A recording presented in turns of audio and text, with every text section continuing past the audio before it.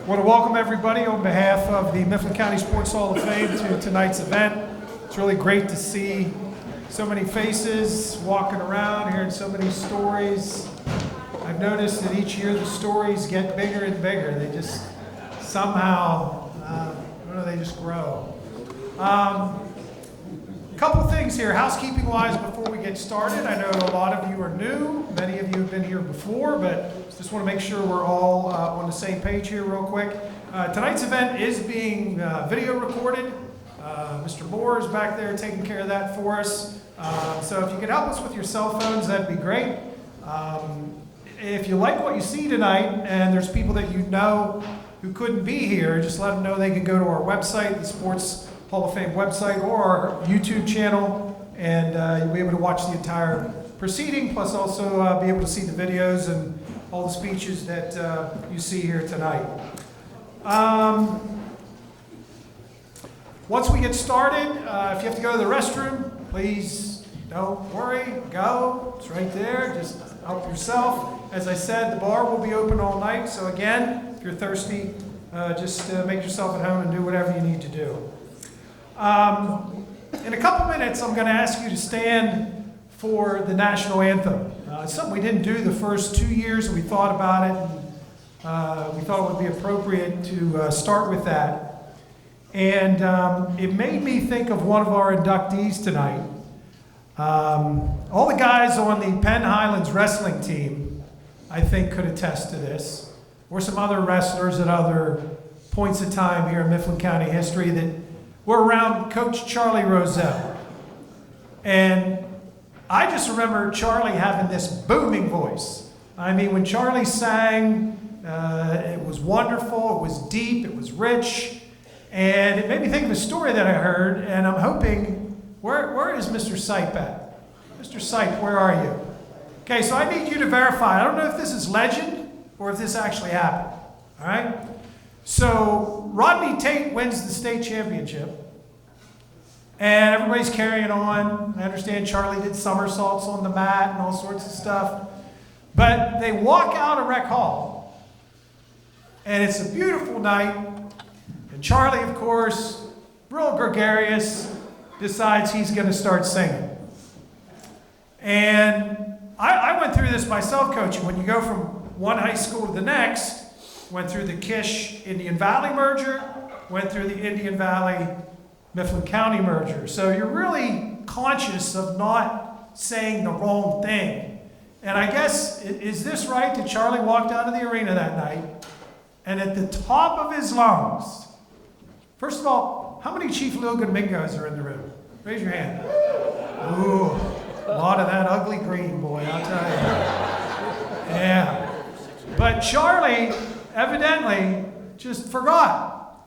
He walked out of the arena and he started singing, "We are the Mingos, the mighty, mighty Mingos." And he turned around, Sipe, is this correct? And it was Tate and yourself who had to yell, "Coach, we're the Cougars!" Really miss Charlie. What a great guy. So at this time, I would ask you to please rise for the playing of our national anthem, which is a recording from the Mifflin County High School Cantari. Thank you.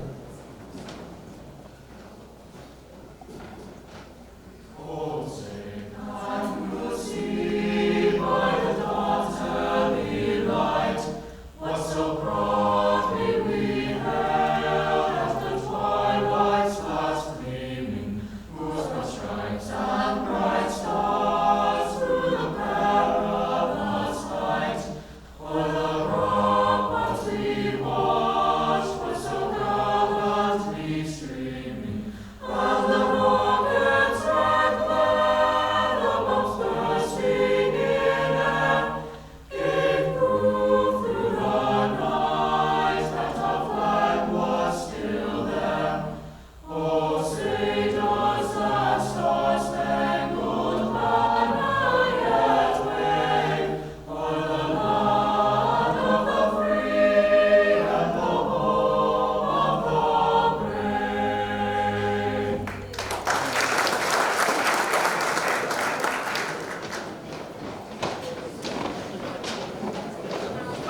right, I'd like to welcome a couple people, say thank you to a couple people on behalf of the Hall of Fame.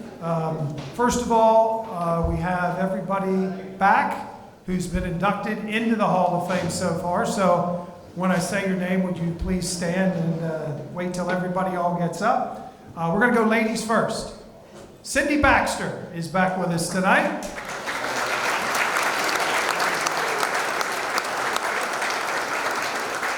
Wendy Boer.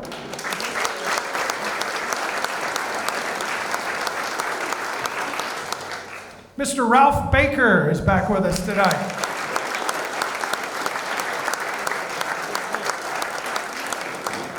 Dick Gingrich.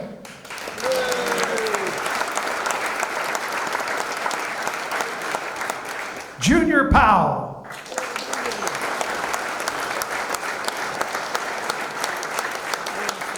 Coach Ron Sprecher.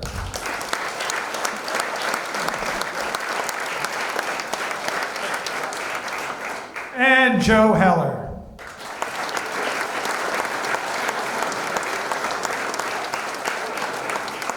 Okay, again, thanks for coming back, guys. We really do appreciate your support. Also have two volunteer recognition award winners that are back with us tonight. These are the only two people that we have inducted as a volunteer recognition award status. Mr. Ray Wild is in the house. Ray?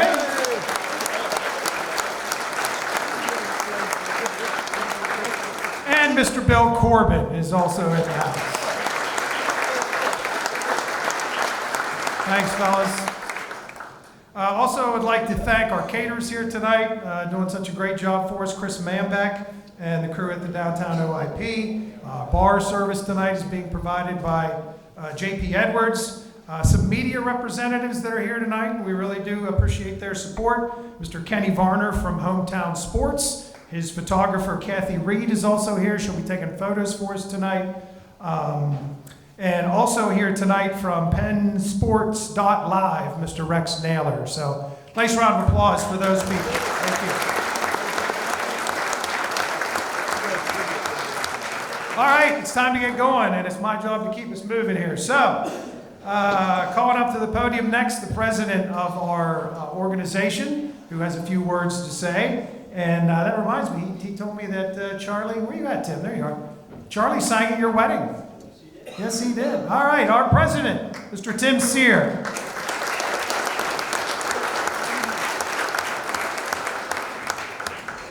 Hey, good evening, everybody. What a great turnout. Really pleased. I think this may be our largest turnout of the three that we've had. As you know, this is the first time we've been able to do this in May. The first time we were ready to go, we ran into COVID. So we got pushed back into the fall. We were tired of, we got competing with college football on Saturdays, pro football on Sundays. So it's been 17, 18 months since we did this, and we're really glad to be here in May, because in central Pennsylvania, you get into the late fall, you might get days where it's like 55 degrees and rainy. So I think it was a good decision to move things to the spring. The biggest thank you that I'd like to give, though, is to our members. This year's membership hit around 160, give or take. And those are the members who make the determination as to who our inductees are going to be. It's a long process. It's a long process. We start with a list. We probably have a current list of 45 or 50 names on it of athletes, coaches over the years that have contributed in some way to the athletic history of Mifflin County. We probably have 4 or 5 board members, and then we have 10 or 11 regular members who we form the selection committee. They get together, go over the list, and I say something like, all right, everybody give me your top 10, give me your top 12. And it's sort of a winnowing down process until we get the number we need to fill out to fill out our ballot. It's a difficult process. I've had more than one person at the end of the day saying, you know, it's hard to pick 5 names off of this list. And my answer is, well, that's good. We want it to be difficult. We think it's a special honor. Every one of those 45 or 50 are deserving, but we want it to be a special honor. We want it to be difficult, and we really appreciate those former inductees coming back here tonight, because if they think it's special enough to come back, then it is special. And we're glad to have them back, as well as the folks who are being inducted tonight. We're always looking, we're always looking for more names.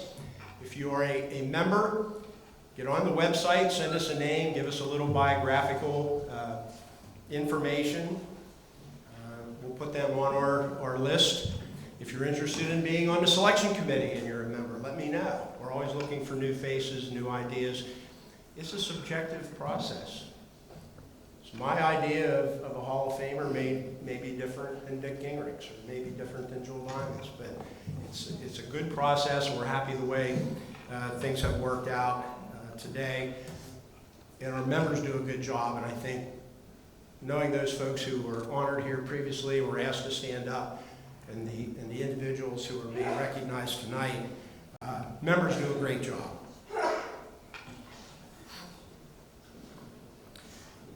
And how thrilled we are to have with us tonight our speaker, John Fritz. A Hall of Famer in his own right, an NCAA, 3-time All-American, an NCAA champion. You know, we talk about athletics and the things you learn from it, the good, the bad, the successes, the stumbles, what you learn from those. Here's a fella who, 50 years after probably one of his low points at that point, losing to somebody whose name you'll hear often tonight, accepted immediately. So that tells you something about the respect that not only wrestlers but athletes have with each other, that he would come over here tonight to be with us when Rod Tate, the guy who beat him in March of 1971, is being inducted into our Hall of Fame. Now, I didn't want John to be completely put down about that, because we want to give him some Mifflin County hospitality. I'm going to toss out a couple names. Anybody remember Tom Donchez? Yes. Tom Donchez played high school football at John's high school a year before John, Donchez had graduated before John moved in as a sophomore. Mitch Lukovic, a name that I know from baseball at Penn State. Mitch was the last pitcher to get Penn State to the College World Series. Unfortunately, he did that the year before I went to Penn State. But Mitch went on to have a tremendous lifelong career as a player, as a front office man. He's currently an advisor for player development for the Tampa Bay Rays. He was a running back at Bethlehem Liberty High School. Mike Hartenstein, does that ring a bell? Defensive player, Chicago Bears, second round draft pick out of Penn State, Bethlehem Liberty High School. They were on the team that beat Penn Highlands in the first ever Penn Highlands football game. Nobody can remember the score. We all remember it wasn't very close. I don't think the game was ever in doubt. But you think Hartenstein's the heart and soul of the defense. John Fritz, an undersized linebacker, really put it to Penn Highlands in the fall of 1970. So John is 1-1 with Penn Highlands High School.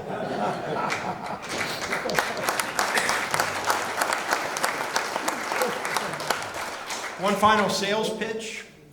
If you're here tonight because you know someone who's being inducted, or you just want to be here because of the people who are being inducted, your friends. I'm sorry about my cough. And you're not a member, please come back next year as a member. We're always looking for members. We need members to sustain some of the things we do. It's really a year-long process to get to the event that we're having tonight. We're really glad you are all here. We hope you have a very enjoyable evening. Thank you.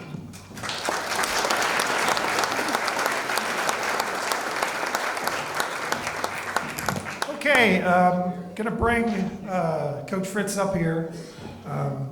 I could talk a lot about all kinds of stats with the coach. You can read it for yourself in the programs that we have. But there's a word that I think describes him from everything I read. I've read several articles to get ready for tonight, and that word is commitment. A 37-year stretch of his life, he spent 32 of those 37 years at Penn State, either as a wrestler, an assistant coach, or the head coach. That's commitment.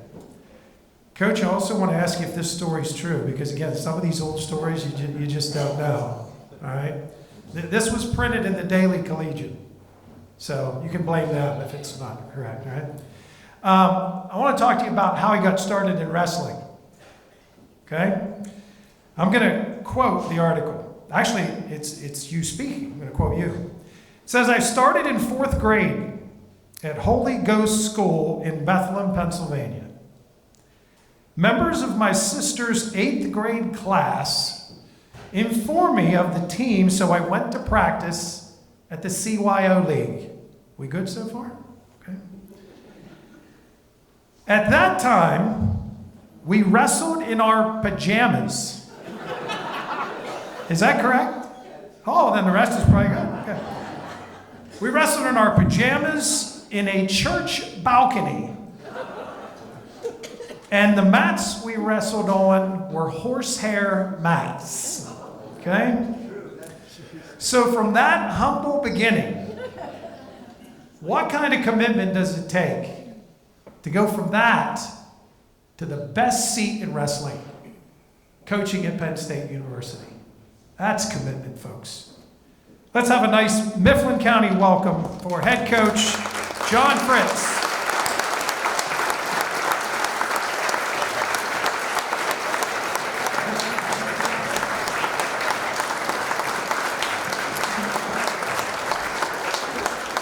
Adjust this for normal size. Hard to believe I was a linebacker, huh? No. Thank you so much. First of all, I'm just thankful that you didn't put the picture, which I'll talk about later, of me on my back on the cover. So at least I didn't get there yet. But I can't tell you how much I can thank you for being here and being part of this. And I've gotten to know so many people from Mifflin County and the area, and I'm just so pleased. I'm pleased to be here with my wife, Lynn. And so, again, thank you for having us. And I think it's a special honor because of the athletes and the history that you have here in Mifflin County. And I'm going to tell a couple stories, and I'm going to look at Lynn every now and then because she's going to give me the sign of this when I should cut off so I don't get too much into it. So I'll be watching for that. But I think there are a lot of things and more in addition to, I feel really that I had a big part in this whole thing, because if it wasn't for me getting pinned by Rod, maybe none of us would be, or we wouldn't be here for Rod maybe. So I feel like maybe I contributed so much. But we'll get more to the story, to the story about Rod and the pin. But I think that, again, Mifflin County and the athletes, and I want to congratulate all the athletes. It was amazing looking through the information that Joel sent me regarding the inductees today, and just amazing accomplishments in all kinds of sports, male and female, athletes, coaches, the whole deal. Just great. And one of the things I think, many of them, there were many multi-sport athletes too, and back, we were alluding to Tim, I think he was mentioning, I played football, I played baseball, so I did all 3 sports. I know Joel played baseball, and a lot of these guys played baseball at Penn State when I was there. and I unfortunately got a chance to meet Joel and Rachel, through all this. And your people here in Mifflin County are just so great. But all the different sports that you're represented here tonight, track, and I'm going to talk a little bit, but I'm going to zero in on some wrestling stories. But please, I just want you to know that you're all just, there's so many great accomplishments.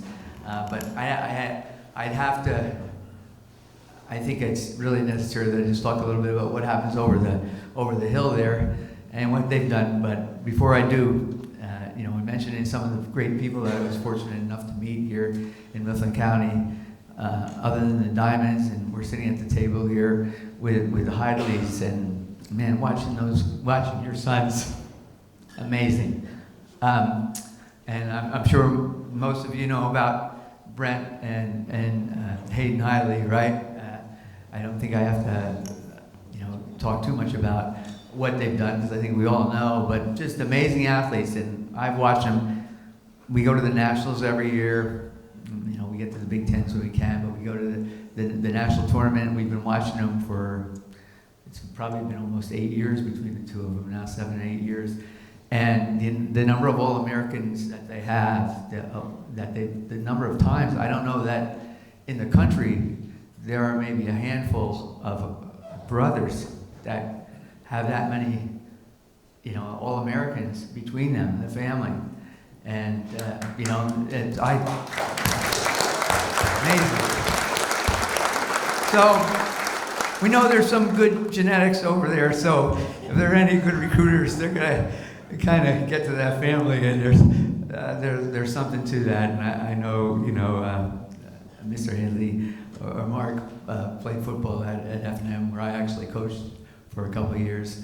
So I know they're just great. But the most important thing I think that I have to say in watching both of the Heidleys wrestle is not only were they great wrestlers, more importantly, they were great students, and most importantly, they're great people. And so, give them a hand again.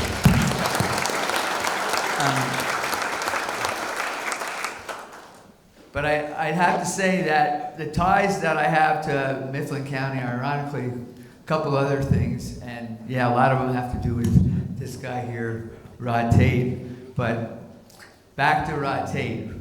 Okay, I'd like to review a little bit of the match, because I don't know, you might not have it right. I did get pinned state finals. It's got to be the worst thing in your life. Depressing, all you want to do is, I lost in the state finals my junior year. Back in those days, you had to win the districts, go to regionals, win the regionals, go to states. And there I was in the state finals my junior year. I was winning by 2 points, but all my points were on takedowns, most of them, and his were on mat wrestling. And I wasn't much of a mat wrestler, mostly a takedown guy. So I let him up to end on our feet, because I didn't want to get reversed again, with like 20-some seconds to go. And I used an underhook a lot. I pushed into him with an underhook. He hit me with a lateral drop, for those of you who know wrestling. And that's how the match ended. So I was winning 8-6. I let him up to make it 8-7. And anyway, he took me down on my back and beat me 11-8. So that's how the match ended. So I was determined the next year that wasn't going to happen the next year, and it didn't. So I met Rod in the finals. And at that time, we didn't really know much about our opponents, because we didn't have, now people can just get on their phones and whatever, check a match here and there, and they see them so many times. But then all I heard, all the reports that we got back in Bethlehem about Rod was that he was tough and he was unorthodox. And I'd have to agree he was both. And anyway, I got the first takedown. It was one of those things I thought, I can do this again. This is one of those things, yeah. So after the first takedown, we were back on our feet again. I was going for a second takedown, and I somehow got countered and stuck to my back and got out of that, and it was like 7-3. I was going for another takedown, and I reached across. This is the third period, and I got myself extended from an underhook, and he stepped over me. I actually saw the film a little bit, but anyway, and as soon as I hit the mat, basically, I was stuck. I think he told the ref, listen, this guy's going to try this move. I'm going to stick him right here. You better get down there and be ready, because he was there. That was it. So, of course, I didn't know which way to come off the mat. There I was, in rec hall, and I came off the mat, I think, the wrong way. I was totally disoriented. My kinesthetic awareness was, I don't know where, but somewhere else. But I thought it was the end of the world. At the end of that, one of the interesting things was Charlie Rozelle did, as you alluded to, did the backflip.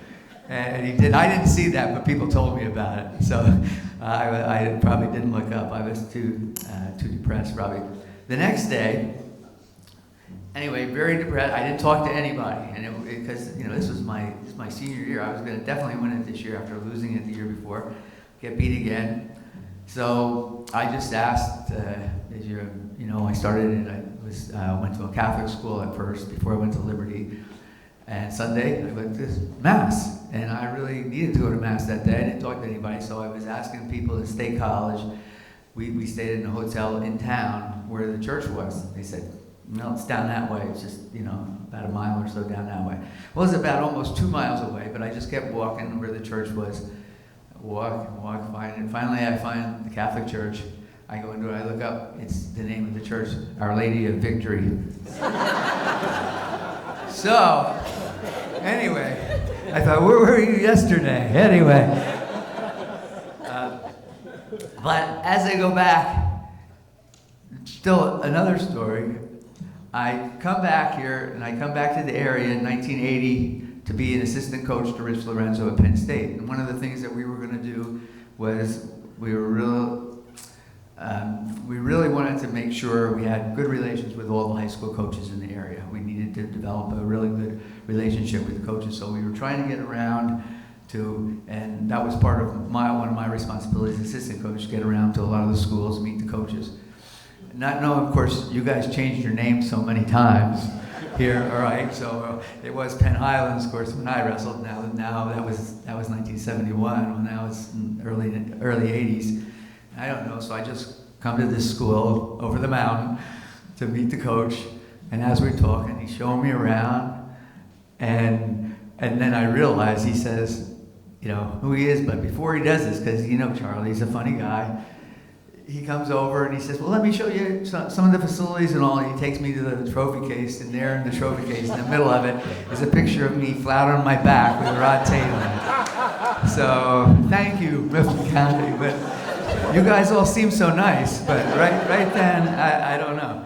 But the interesting thing about it, I guess, when you look at it, is that we go through these things and we think it's the end of the world for you, and then you just move on, and I think you learn from all that. But kind of those ties have always been there, but it motivates you to do other things. I think today's inductees, the success that they've had is just amazing on all different levels. And when you look at it, we've got so much. We're so fortunate, so lucky to have these role models as we do with the inductees today, and also over the mountain there. Of course, I do follow that team over there, Penn State, a little bit, and we just love following them. Lynn and I. Lynn had two brothers that wrestled, but she never really paid attention to it when she was a kid, and now she got hooked on it. So yeah, we watched your sons wrestle many times, of course.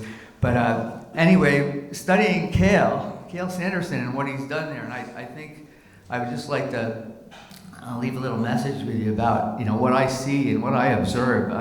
I'm just so proud to be a Penn Stater and watch this team and what they do and how they win. They won the Nationals by 100 points. 100 points ahead of the second team. And so what is it?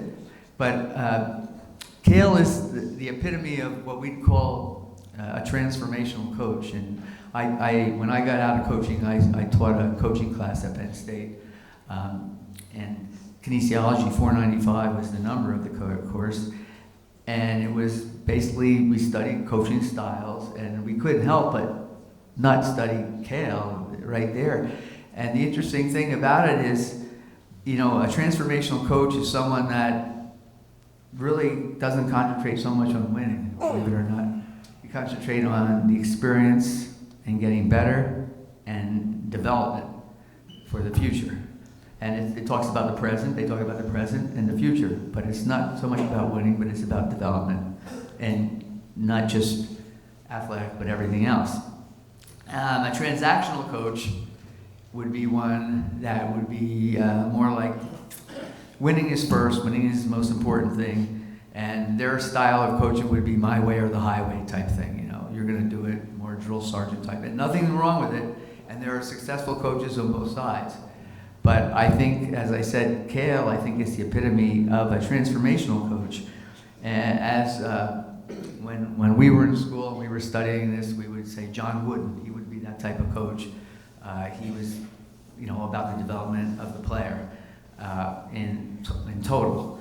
And the other side, not to get on him if you're an Indiana fan or a Bobby Knight fan, but Bobby Knight, who threw the chair across the thing, would be more of a transactional coach. And he was very successful, but it was like, this is the way you're going to do it, that's it. Run it down your throat, and if you work hard, you're going to be good.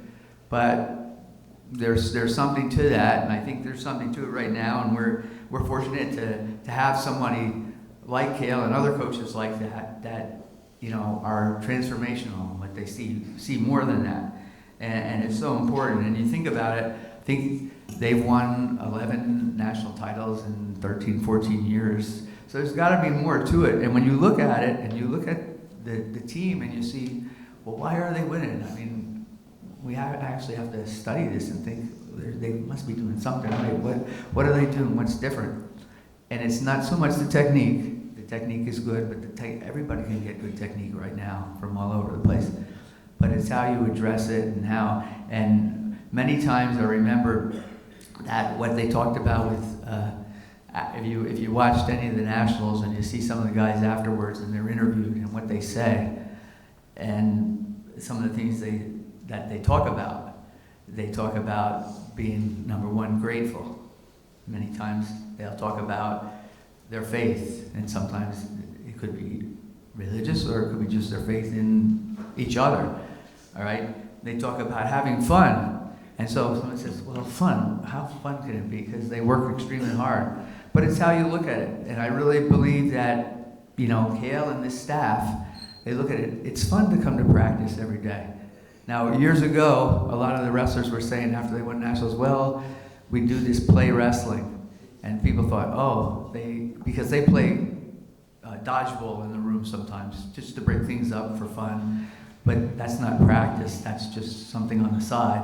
So people were thinking, oh, that's what play wrestling is, just playing games. No, play wrestling was a way of actually drilling your moves, but instead of drilling the same move thousands and thousands of times, which sometimes you have to do, they would get an idea of hitting a lot of different moves against a lot of different people so that they can kind of be more relaxed and hit whatever's there. So they don't concentrate on studying, they don't really study opponents that much. They do, but it's not a big, like, watch out for this, watch out for that.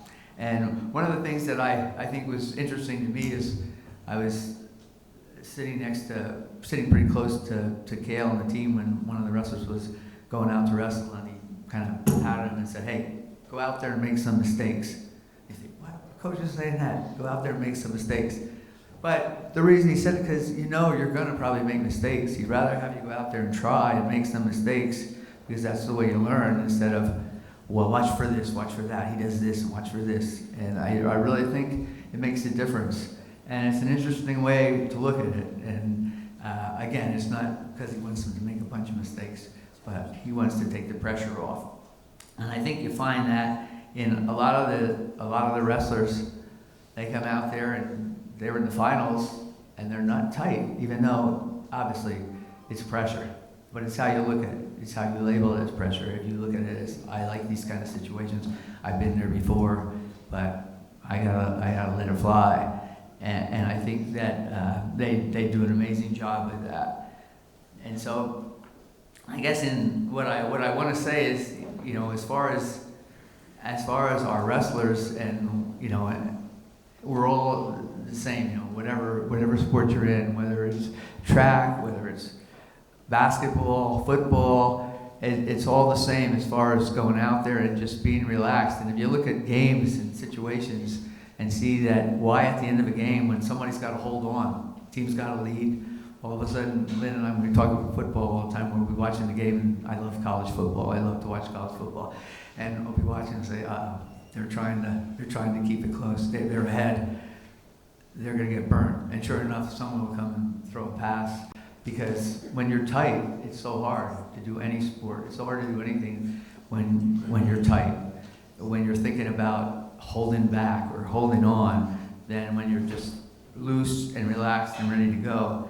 And so I kind of hope that, you know, when we look at it, we can look back and say, you know, we enjoyed the experience. And I think that's one of the things that you really want to do, because I know, and again, I've heard Cale say this many times, look, we want these guys when they leave to say, I really had a fun time. And I know all of us here involved with sports and what we've been involved with can feel that way. And I think it's so important. So one of the things that as I do clinics, and I still do clinics, but usually I use these muscles more than these muscles anymore, right? But a lot of times at the end of the clinic, they'll say, Coach, what do you have to say? You know, and can you give us some tips? And I said, well, I have 3 words I think are important. And a lot of times the kids will come up, and the little kids will come up, and they'll be all eyes, and I'll say, okay, I'm going to give you 3 words that I think are the most important words in wrestling that I can give you. And they look at me, and I say, just keep wrestling. And that's it. Because I really believe that the other stuff you have to do, you have to practice, you have to do all that stuff, but that's behind you. But once you're out there on the mat, and once you're out there on the field, so for all of us, just keep playing, just keep running, just keep shooting, you're taking a shot, you know. Caitlin, I think of Caitlin Clark, the way she plays. Many times, I know the one game I was just catching highlights, but she didn't score much in the first half. The second half, she broke all kinds of records because she just kept shooting, you know. But she has that attitude, and I think that's really what it takes. So as I said, just keep wrestling, just keep playing, just keep running, shooting. Some of us, it's just keep moving. Right now, me, maybe Joe Biden, the same thing. We have to just moving, all right? But to all of us, just keep smiling. And I'm going to leave you with that. I want to thank you all again. And this is a special place. Special congratulations to all the inductees. And if you ever get over the mountain there, look me up, State College. Thank you very much.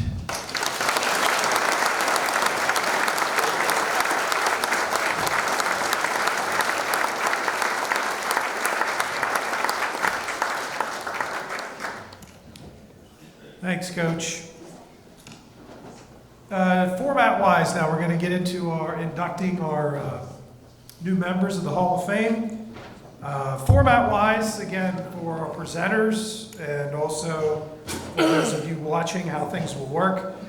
For each one of our 5 inductees, so we have 5 individuals coming in tonight. Following those 5 individuals, we have a team from Penn Highlands that we're going to recognize. But the first step will be, as I will announce who they are. There is a short 2-minute video presentation that we put together from some old and some very old photos that we tried to put together from old newspaper articles and clips to get this together for you tonight. I do want to let you know we're having a little bit of issues with some of the videos tonight, but by the time that they get posted online, I promise there won't be any glitches there. So as my good friend Brett Treaster says, if it doesn't look quite right here, just have another drink, and it'll look better tomorrow. All right. So once the video is over, I will come up. I will introduce the presenter. They will come up, tell you a little bit about the person that's going to be inducted, and then they will come forward and we will officially induct them into the Hall of Fame. As I said, we have 5 individuals. We are doing them in alphabetical order, and then our team will be last. Okay, so our first inductee tonight will bring yet another Chief Logan Mingo into the Hall of Fame. I'm really anxious to hear about this one because Brad doesn't know this, and I'm sure this is true for all of us. We're in and out of the county sometimes doing different things, and we miss eras. I missed this era. When Brad was filling up the gym at Chief Logan, I was in college, class most of the time, I think. And so I missed his time at Chief Logan, and it was really good to go through this and learn more about it. Are we ready to go over there, Chief? Okay, our first inductee, Mr. Brad Heckert. If you were a regular at the Chief Logan Gym Tuesdays and Friday nights in the early 80s, then you remember this warm-up music. It meant head coach Gene Brown's Mingos were warming up and that one of Mifflin County's best players of all time was ready to put on a show. Number 32, Brad Heckert, a pure shooter and scorer, left his mark during this run and became the all-time leading scorer in Mingo basketball history. Heckert garnered numerous individual awards while leading his Mingo teams to league and district titles, Pennsylvania Elite Eight, and a Final Four appearance in 1983. The late Coach Brown said of Brad, he's the glue that keeps us together. He's got that knack that when the game is close, he wants the ball. He's a pressure player. End quote. He was a three-time winner of the Harry Rothrock Dick Weber Award as Mifflin County's outstanding basketball player. He also was a three-time All-Mountain League selection and the league's MVP as a senior. And don't forget his 1,743 career points and school record 47 points in a single game all took place before the three-point line in high school basketball. In addition to hoops, Brad was a four-time baseball ladder winner and a two-time All-Central Penn League selection as a pitcher and center fielder. When he left the Mingo Gym, his next stop was Division I Delaware. Brad earned 4 letters for the Blue Hens, played in 95 games over his 4 years, and was team captain and team MVP in 1987. He shot a solid 45% from the floor for his career, and also had the distinction of knocking down the first three-point field goal in Delaware history against the Iowa Hawkeyes. One of the best the county's ever seen on the hardwood, the Mifflin County Sports Hall of Fame is proud to welcome Chief Logan's Brad Heckert.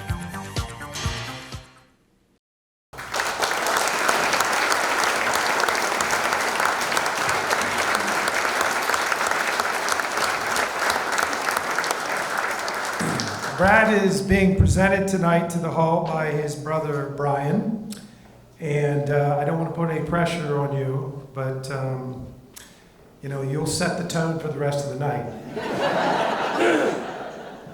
I think Dick Gingrich commented on that a year ago, so there is a time limit is what I'm saying here. Are you getting my drift? Okay. Ladies and gentlemen, Brian Heckert. Thank you, Roger.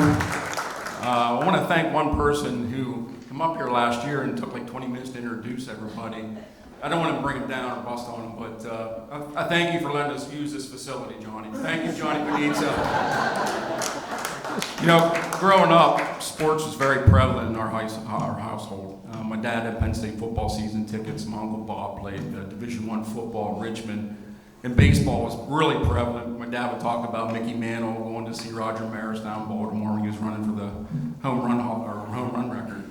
But basketball really wasn't in the Heckert household. So what happened, 4 or 5 things happened over Brad's growing up. And one of them was Big Bully Brian. When we were younger, Dad would put his seats on one side. He'd lay on the floor and throw the ball. And we weren't very good. We would throw it off the roof, throw it wherever, and he'd get us follow through. Guys, how your follow through? Wave goodbye to the ball. Well, Brad learned that very well, and better than me. So me being the big brother, I would put my hand in front of his face, tell him to miss it. Well, that's where he learned to have a shoot with a hand in the face. So years later, Dad decides to put a basketball pole in the driveway. The driveway becomes a legend over the years. He puts his pole in the driveway for us to go out and shoot. And the damn thing wobbles. It just goes back and forth, back and forth. So Brad had to shoot, and we had to shoot in a moving target. And that's when we learned the game of horse. And Brad would go to shoot, and I figured, wait, I can shake the pole more, and he will miss it. So I would do that and miss, and go up and go H. And he would yell and scream, the whole neighborhood could hear it. And I could hear my mom and dad saying, "Brian, quit teasing your brother. He looks up to you. You're his big brother." I'm like, okay, I get it. So he goes on to play at the YMCA and does some tournaments. But the first thing he notices when he gets to the YMCA is the baskets don't move. So he's having success, really a lot, he's scoring a lot of points, doing whatever. And he's having fun with basketball right now, and it becomes a sport. And again, we're in the driveway. We get a new pole, it doesn't wiggle. And teams now are playing against him, and he's trying, they're guarding the outside shot. One thing my brother had was a quick first step. He might not have been the most athletic kid on the team, but he had a quick first step. So if I get up on him, try to knock him off from the outside shot, he'd do the cross-step dribble and go score. But if you saw in the video, a lot of his shots were at the rim. There was no three-point line. He didn't hide behind the three-point line. He would attack the basket. And he loved contact. I think I might have helped. He still thinks this sound that's all ball, but not skin on skin. But as we would play, he would foul, and we would argue back and forth. Again, I keep hearing from my mom and dad, "He looks up to you." Well, when it snowed, we did the old shovel, snow, did the old whatever, and we piled it up behind the basket.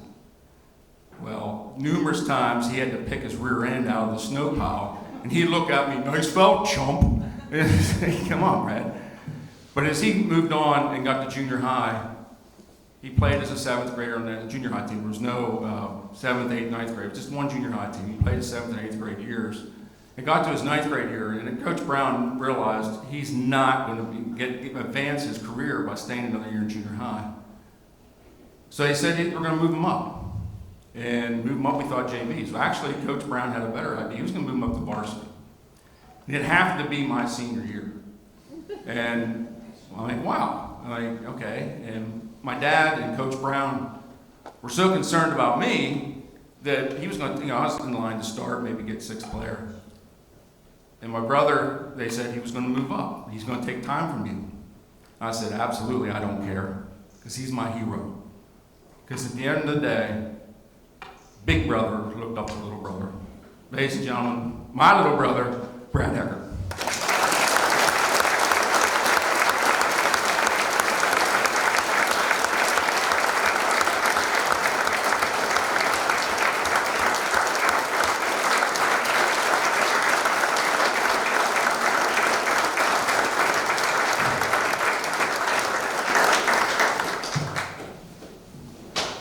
Wow. If only I knew all that when I was little. I first just want to thank the Hall, Mifflin County Hall of Fame. I think this is long overdue. And when I heard that this was happening 3 or 4 years ago, I was really excited because there is such a rich tradition of sports in Mifflin County. And just look at the turnout here. So thank you to the Hall, to the committee, to the nominating committee that nominated me, to the people that voted for me. It's been 40 plus years since I ran up and down the court or took a position on a baseball diamond, and to still be remembered for what you did that long ago is humbling. So I appreciate and thank all those that voted for me. I do want to acknowledge my wife, Diane, of I think it's almost 32 years. I was known to be a little superstitious back in the day, and my senior year at Delaware, we started out, I think we were 7-1. Only loss was to Iowa. They were ranked 3rd, had like 4 NBA guys on the team. She went away to study abroad for winter session, came back, we'd lost 7 in a row. So I blame you for your departure. That would have been my chance to get to the big dance. It didn't happen. My daughter, Braden, spent way too much of her youth at sporting events, soccer, lacrosse, basketball, baseball, football, whatever the boys were doing. You went, which is probably why you pursue dance. And I so much love watching you perform, and I love watching you chase your dream. My 2 sons, unfortunately, couldn't be here today. My older son, Connor, lives in Salt Lake, and my younger son, Jarrett, lives in St. Louis. They're the real athletes of the family. They do things and did things that I could only dream of doing. I'd like to now spend some time just thanking a lot of people that had an impact on me throughout my years in growing up, and the people that I looked up to. So I'm going to start with my immediate family, and I'll start with the ladies first. My sister, Nicole, can't be here tonight because it's prom night for her son, but she was my #1 fan, and we were 5 years apart, but she never missed a game. And I can distinctly remember one time warming up at Chief Logan Gym, and she was walking in all decked out in that lovely green and white. And she's pointing out to her friends like, yeah, that's my big brother, and I know she was a road companion, a travel buddy to my dad for many a trip down to Delaware.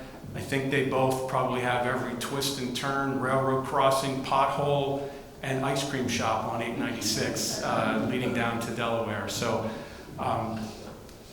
we spend pretty much every Saturday morning having conversation. We talk about everything, and I cherish those conversations, Nicole, and one day we will write that book. To my mom, it's two things that probably anybody that knows my mom, you would never think synonymous with my mom, and that's early riser and likes to cook. But this goes back to, I believe it was my junior year.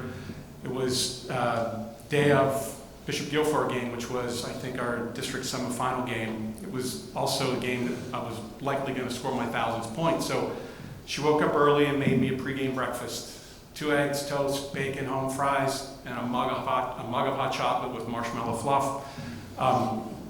We won big that night. I played very well, so it became a superstition. Any big game, she had to make me breakfast. And along with tying into the superstition, I was very particular about the socks I was going to wear. Clearly, there would never be a thought of me wearing a different number, but it almost happened.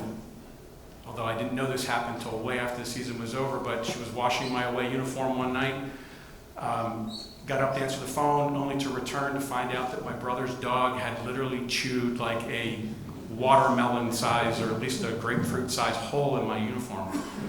And there was absolutely no way I was going to wear anything but number 32. So Bill jumped into action. Obviously, he couldn't Google it, but somehow found a company down in Harrisburg that said they could repair the jersey, and lo and behold, they did. I never knew that this jersey was repaired, and they did such a phenomenal job. But a funny little story, and thanks to both of you for making sure that my superstition did not get the best of me. To my brother, he told some of the stories that I was going to tell, but I looked up to him. He's so passionate about sports. I wanted to beat him so bad at whatever we could do, and no matter what we did, whether it was kicking field goals over the phone line, whether it was wiffle ball, basketball, whatever it was, he won, and he let me know that he won relentlessly, and it drove me to want to beat him and get better.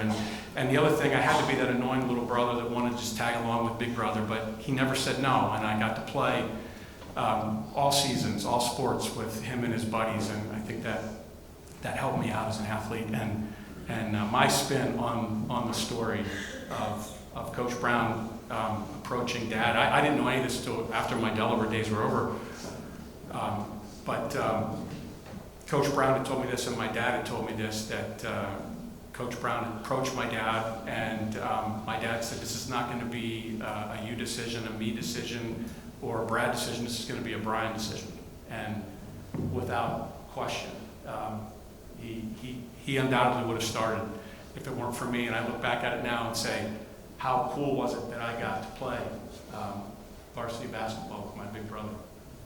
That was really cool. That team was senior laden, and you can imagine being a freshman, there might have been a little hazing going on, and you never let that happen. He might have hazed me, but no one else could haze me. To my dad, my mentor, my coach, my rebounder, my bullpen coach, my physical therapist. My junior year would have ended in the 5th game if it weren't for that man. He relentlessly pursued an orthopedic. It was kind of before sports medicine even really happened, but somehow through his connections at Penn State got me to an orthopedics. And through promising, we were able to rehab my ankle, get me back in about 6 weeks. And there wasn't a night go by that you didn't help me with ice or exercises or whatever it took. You know, if you came to any Chief Logan games back in the day, you undoubtedly heard this shrieking whistle, which was my dad's way of communicating. And I could hear that whistle no matter where he was, no matter how loud the gym was. And a lot of times it was just his way of applause. Sometimes it was to get me to follow through. It wasn't following through on my shot. And sometimes it might have been that my opponent had 4 fouls.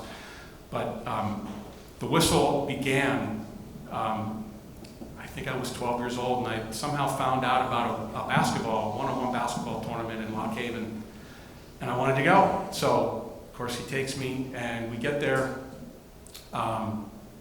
For whatever reason, there weren't a lot of kids in my age group, so they played all of us in the upper age group, and we're out warming up, and he pulls me aside, and he says, "I don't want you to use your left hand until I whistle." And I'm like, "But you always tell me to go left. It's like you use both hands." So literally, I made my way to the finals, barely even dribble with my left hand, and I get a stop on the first possession, and check the ball at the top of the key, and the kid's guarding me. He's literally standing on my right side, and my dad hits the whistle. I'd ask you to do it now if I thought you could do it. I could never do it. But he hits the whistle, and 3 lefty layups later, the kid was crying to his dad, like, "He said he didn't have a left hand." So that's where the whistle began, and it means the world to me. When I hear someone whistle like that, it's like Pavlov's dog. I just turn. And I clearly wouldn't be here if it weren't for my teammates, and I'm just amazed by the teammates that have turned out tonight. I didn't know that all of you were going to be here. It means the world to me. I've talked to people that I've played against. It means just great seeing everyone. But let me shout out to Big Mike from the 82 team. We spent countless hours in the gym, in the weight room, in each other's car, traveling to wherever we could find competition to try to play. And those memories of you driving your blue Saab 900 Turbo with your head out the sunroof, you probably still got blood, splatter on your forehead, but Mike, your friendship means the world to me, and we had such a great time, great memories. To the 83 team, we shout out the gold team first. Brett Treaster, Mark Hauser, Danny Kepner, who's no longer with us, Chip Warner, who also passed away too soon, Jeff Bidding, Gary Baton, Norm Heen. Hopefully I didn't miss anybody. But that gold team, that second team, I'm convinced that if they played in the Mountain League that year, they would have won more than they lost. And they challenged us in practice every day and made us better. And we were so deep coming off the bench that we don't get to where we get to without the gold team. So shout out to all those guys. To the guys that started with me, to Joe Aaron, I think he was the most underrated player on our team. He brought athleticism to the 4 position. He rebounded. He got to the rim. He was a fiery competitor. I think he was very underrated. To Stevie Sear, tremendous 3-sport athlete. Fiery competitor, second on the team to smack talk to Chip Warner. I think Yag probably took some bruises from some of Chip's smack talk. Chip had a good way of smack talking, not the guy that was guarding him, but the guy who was guarding somebody else. But Stevie hit a couple clutch free throws that got us to the semifinals when we beat Freedom. Dave Sheets, other than my dad, probably gave me the best pass of anybody. You ran the show. You kept the offense moving. And you knew when and where to get me the ball when I needed it. And I just so much appreciate all that you did. I think you embodied the team. Ryan Yeager, I think probably being generous if I called you 6'3", 190 back in the day. But you gave up so many inches and pounds night in and night out, and yet it was your opponent that felt the bruises at the end of the night. And we don't get to the tournament trail and the victories that we had playing the opponents we had without you and your toughness inside. So appreciate you, appreciate your friendship. Don't appreciate your golf game, but I do appreciate the storytelling when we do get together, and I look forward to our foursome again later this June.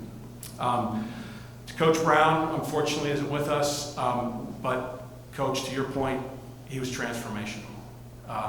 He brought X's and O's, he brought strategy, he brought game management, but most importantly, he cared about us and wanted us to be better young men. And I think he did a pretty good job of that, and I hope one day he gets enshrined into the Hall of Fame as well. Yeah, we miss you, Coach. And lastly, I'd be remiss if I didn't thank Jesus Christ. Back in the day when I was 16, 17, or 18, I went to church every day, but I didn't have a relationship. And I defined myself as an athlete, as a basketball player, as a baseball player. And you know, there are times in your life when you identify yourself by what you do, it can come back to bite you. And I would just say, don't be identified with what you do. Be identified with your relationship with Him. Thank you very much. I appreciate it. I'm very.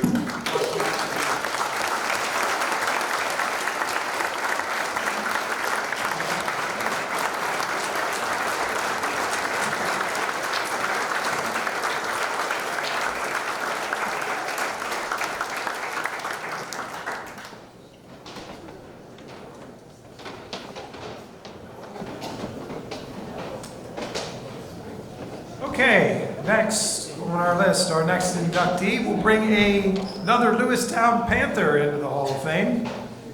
The late Justin Henry was a 3-sport athlete in high school, and then a rarity, a 2-sport athlete at a Division I school at the next stop in Rhode Island.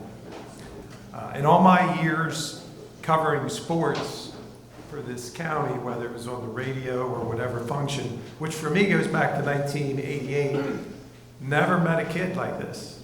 Never.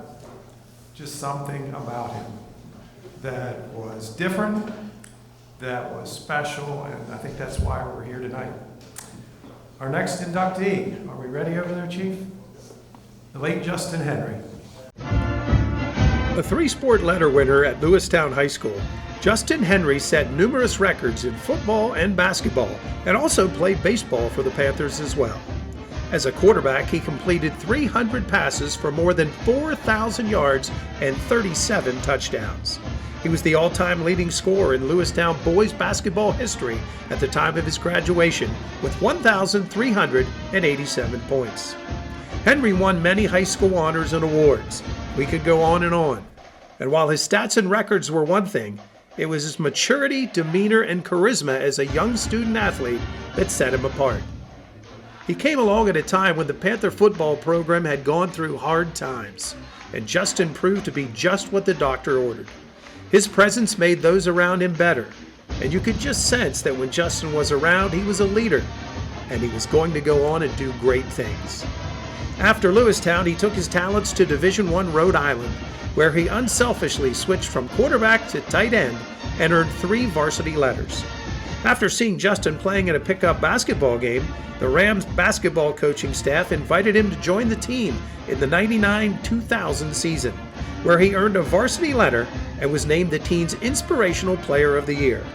In fact, Henry became the first player in 40 years to start in both football and basketball at Rhode Island. As a result, Justin was the 2000 recipient of their prestigious Albert LaBeouf Award, given annually to the school's best senior male athlete. Since his tragic death in 2004, the Rhode Island football program has honored his memory by establishing the Justin Henry Award, given annually in recognition of the recipient's achievements on the field as well as academically. Locally, the establishment of the Justin Henry Scholarship Trust by his family and friends has to date handed out over $250,000 in scholarship money in Justin's name to deserving Mifflin County graduates. One of Lewistown's favorite sons, the Mifflin County Sports Hall of Fame, honors the late Justin Henry.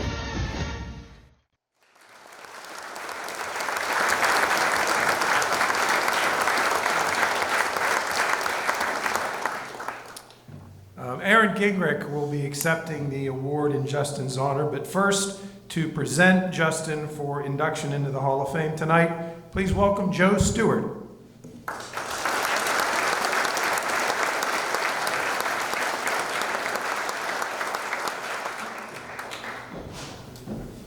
Good evening, everyone. Marvin, Mary, truly an honor to even be considered from your family to be up here to stand here and talk on behalf of Justin. I think Roger said it perfectly. Justin was different, and he was a different athlete. I want to talk about the human Justin was and what he meant to someone like me, a young athlete in Mifflin County. Obviously, Justin stood out on the field and off the field, but he really transcended his time here by what he did and the people that he impacted, and luckily I was one of those people that Justin impacted. Justin was a North Star. Justin was someone as a young athlete, I think 7 or 8 years his younger, that I wanted to be like. And it wasn't just the athlete, it was the person, the charisma, good-looking guy. Everyone loved him if you saw him out. He was the center of attention at all times.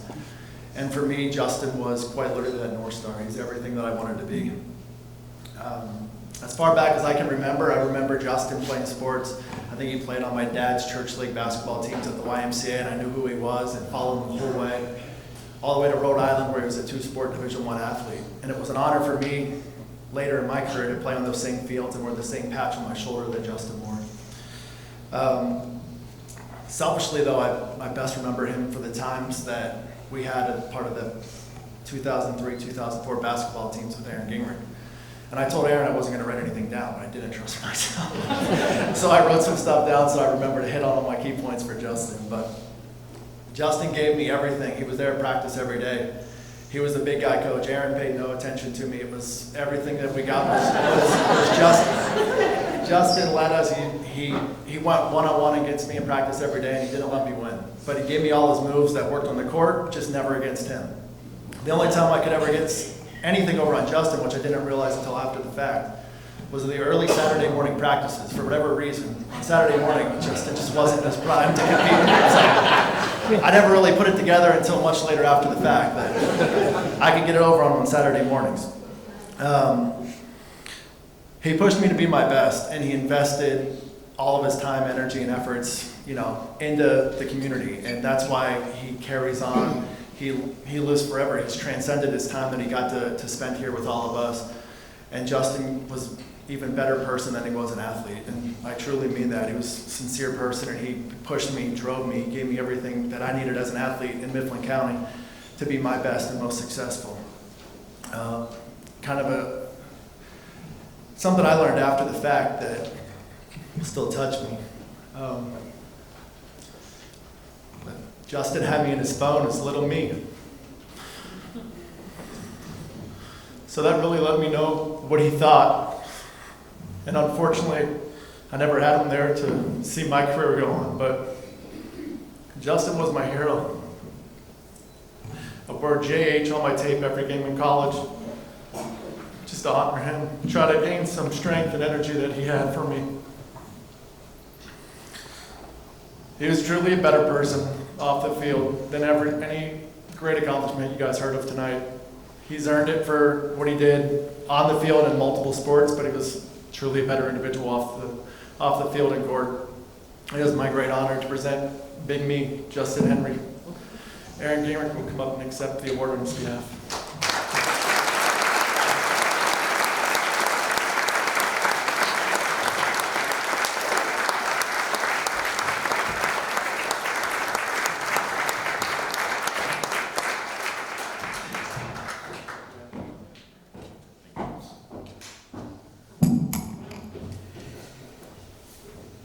Wow.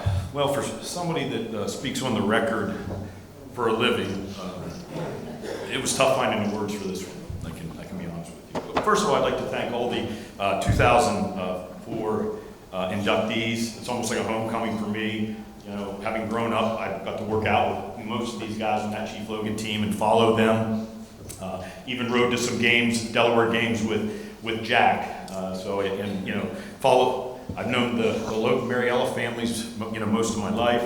I got to coach with Kevin.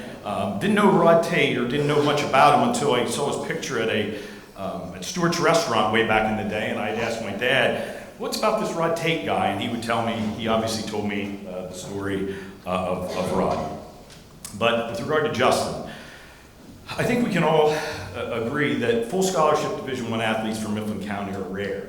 But for one of our own to play 2 Division I sports in 1 year makes his story truly unique. I still remember the call that I got from Justin that then coach Jerry DiGregorio at Rhode Island had reached out to him and asked if he wanted to work out for them, see if he could be part of the team. Rhode Island basketball starts, you know, a month before the football season ends, and they unfortunately had some injuries to their bigs, and the Rhode Island football season ended, I think it was November 20th, so they called him, and they called me and said, hey, they want me just to come home for Thanksgiving and, you know, think about it and come back and let us know if you want to work out. So Justin comes home, and I was then the boys varsity coach at Lewistown. So he asked me, he said, well, if I'm going to do this, I better start working out a little bit over the break. So I said, oh, sure, we'll go in.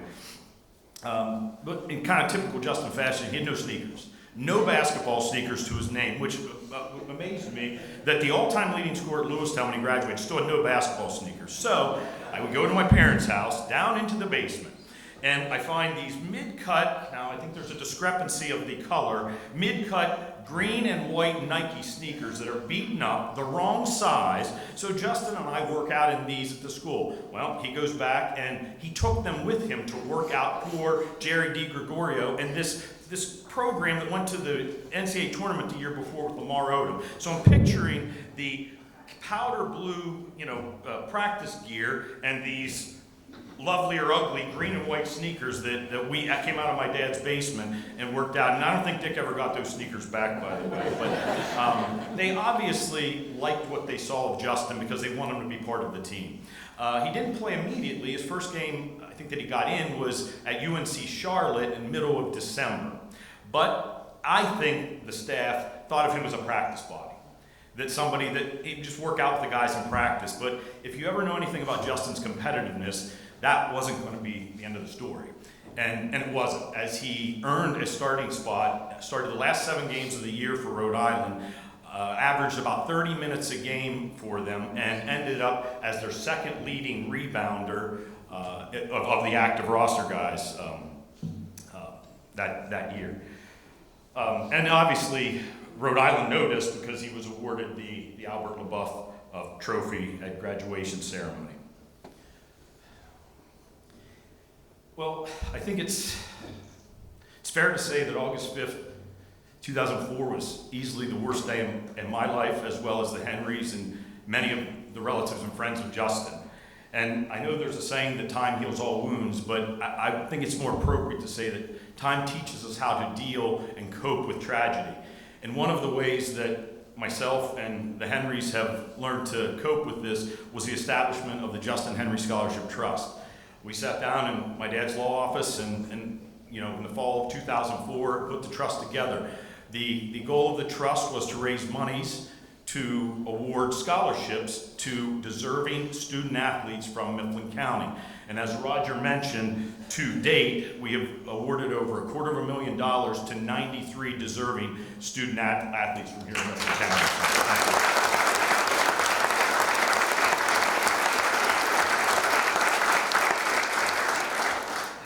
You know, a lot of times you hear athletes talk about their legacies or how they want to be remembered. And I clearly remember Mark Hidley asking Justin to come to a middle school awards assembly and give a speech. And one of the things he said to some of the students there, that failure is not when you lose, failure is when you quit trying. And you may have seen that in some of our trust shirts over the years, but he believed that. That was his credo. That's how he felt in life. Dougie, do we have that picture?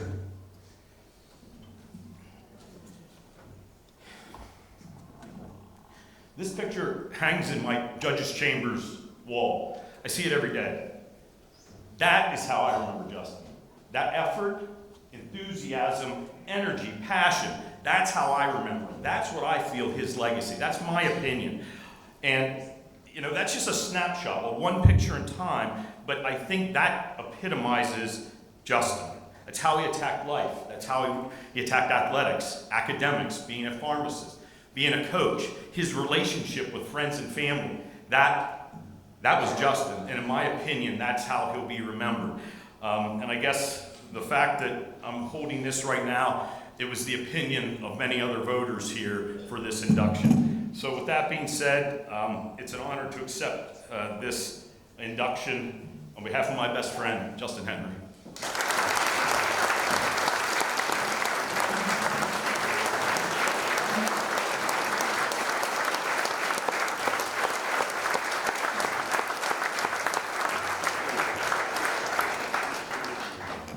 Thanks, Aaron. Our next inductee also comes from the Panther Gym. And I don't think I know anybody, my lifetime, which spent most of my time here in the county, who bleeds Lewistown more than this guy.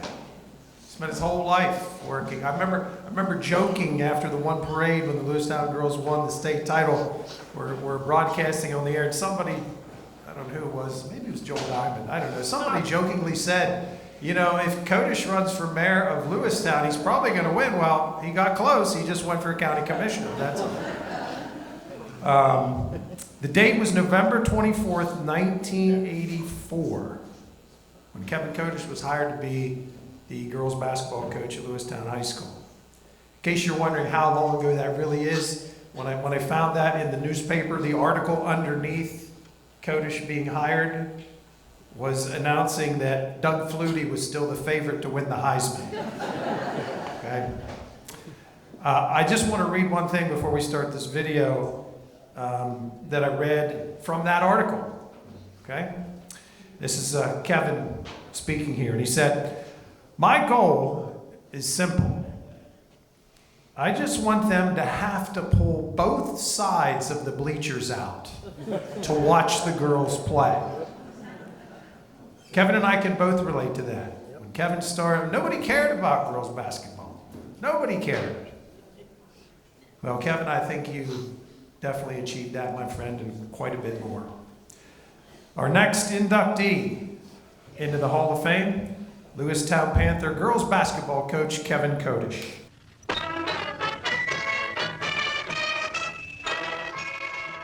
As a high school athlete for the Panthers, Kevin Kodish lettered in cross country, basketball, and track and field. He medaled in the PIAA Track and Field Championships as part of Lewistown's 4x800 relay team that finished 5th in the state in 1978. But it was in 1984 when his alma mater hired him to take over the girls basketball program that Kevin made his legacy. Kevin Kodish's basketball coaching career spanned 34 years with a .740 winning percentage and turned tickets to the Panther Gym for the girls' games into the hottest tickets in town. He spent 27 years at his alma mater and was at the helm of the Lewistown High School program for 2 PIAA state championships in '97 and '98. In addition, a PIAA state runner-up finish in 2004, 5 PIAA Final Four appearances, and 8 PIAA Elite 8 games.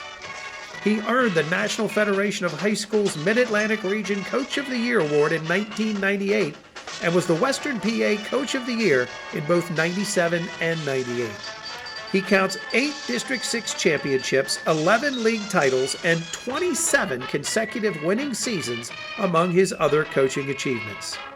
After the Lewistown High School was closed, Kodish coached the first 2 seasons at the new Mifflin County High School before retiring in 2013. He later came out of retirement and finished his career coaching his last few seasons at nearby Juniata High School. Kevin's 4-year run of going 119-7 with 4 league titles, 3 district crowns, 2 state championships, and 2 Elite 8 seasons.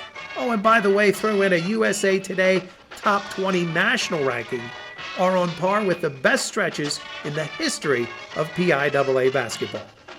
Without question, the winningest coach in Mifflin County sports. The Mifflin County Sports Hall of Fame welcomes Kevin Kodish.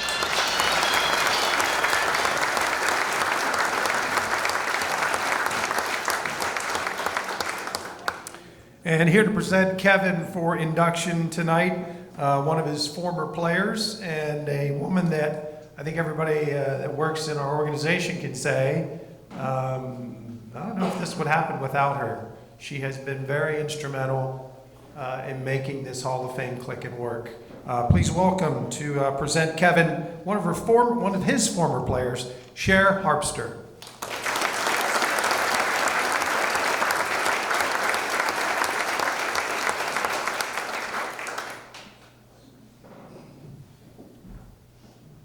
Wow, it's bright up here. I wish that I was braver. I really respect all of you who did this off the cuff, but I don't want to mess it up. So I have prepared stuff to read. Tonight it's my pleasure to induct Kevin Kodish. You just heard about all of his coaching accomplishments. Great, to be sure. But in my opinion, the thing that makes him one of the best coaches in our area is the effect that he has on young women who have played under him. Kevin's been a mentor and a friend to hundreds of young women over the years. I played for him in the 80s. Yes, I am that old. A decade prior to the state championship teams, but I feel like we laid the groundwork for those years of success that were to come.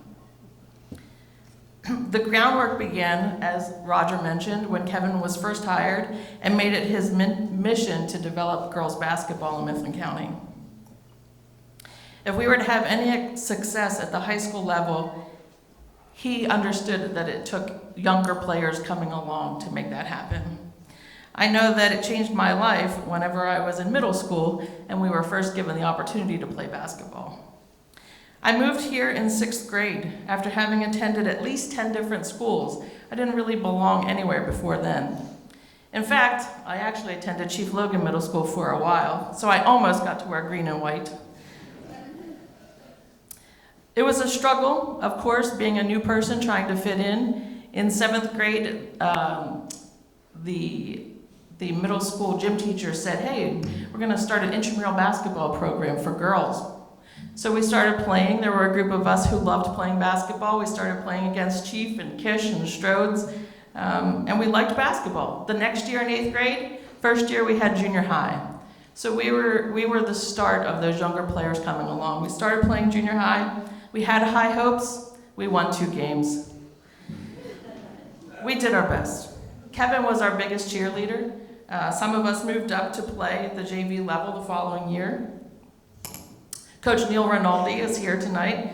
He was really the taskmaster, while Kevin became that transformational coach that focused on us as individuals. Practices were hard, but they were fun. I belonged to a team. I had found my family. Part of my family were the Henrys. I'm so sorry I didn't get to meet Justin and know him as an adult, but I did know him as Jennifer's younger brother. He spent a lot of time following us around. When Kevin asked me to do his induction, I sat down and I made a list of all of the ways he had positively impacted my life. It was a very long list, so I'm not going to take up all of that time, but I want to share a couple of things with you. First, nicknames. You might not think so, but nicknames are very, very powerful. Kevin had a nickname for everyone. I bet if you asked him, he probably still remembers most of our nicknames. There's something about having a nickname that makes you feel like you belong to that team. And I never really knew why I was called Spaceship. But it was still my nickname, so I own that. Growing up in my household, it was not fun, but Kevin did his best to make sure I had a normal childhood. He would offer me food after games when he knew I couldn't afford to eat a burger at McDonald's. He didn't buy the excuse that I just wasn't hungry. He just made things like that happen. At one point in time, we lost our home to a fire, and Kevin worked with the Panther Club to make sure that I had a new pair of basketball shoes to wear to the game, because it was mid-season. I will tell you, if you're a Gen Xer, you probably remember the Reebok pumps. The first brand name basketball shoes I ever owned, but I loved those sneakers. It had a big orange ball. You had to pump it up before you could play. I don't know why they don't make those anymore. Now I lost my place. See? Yeah. I gotta just read it.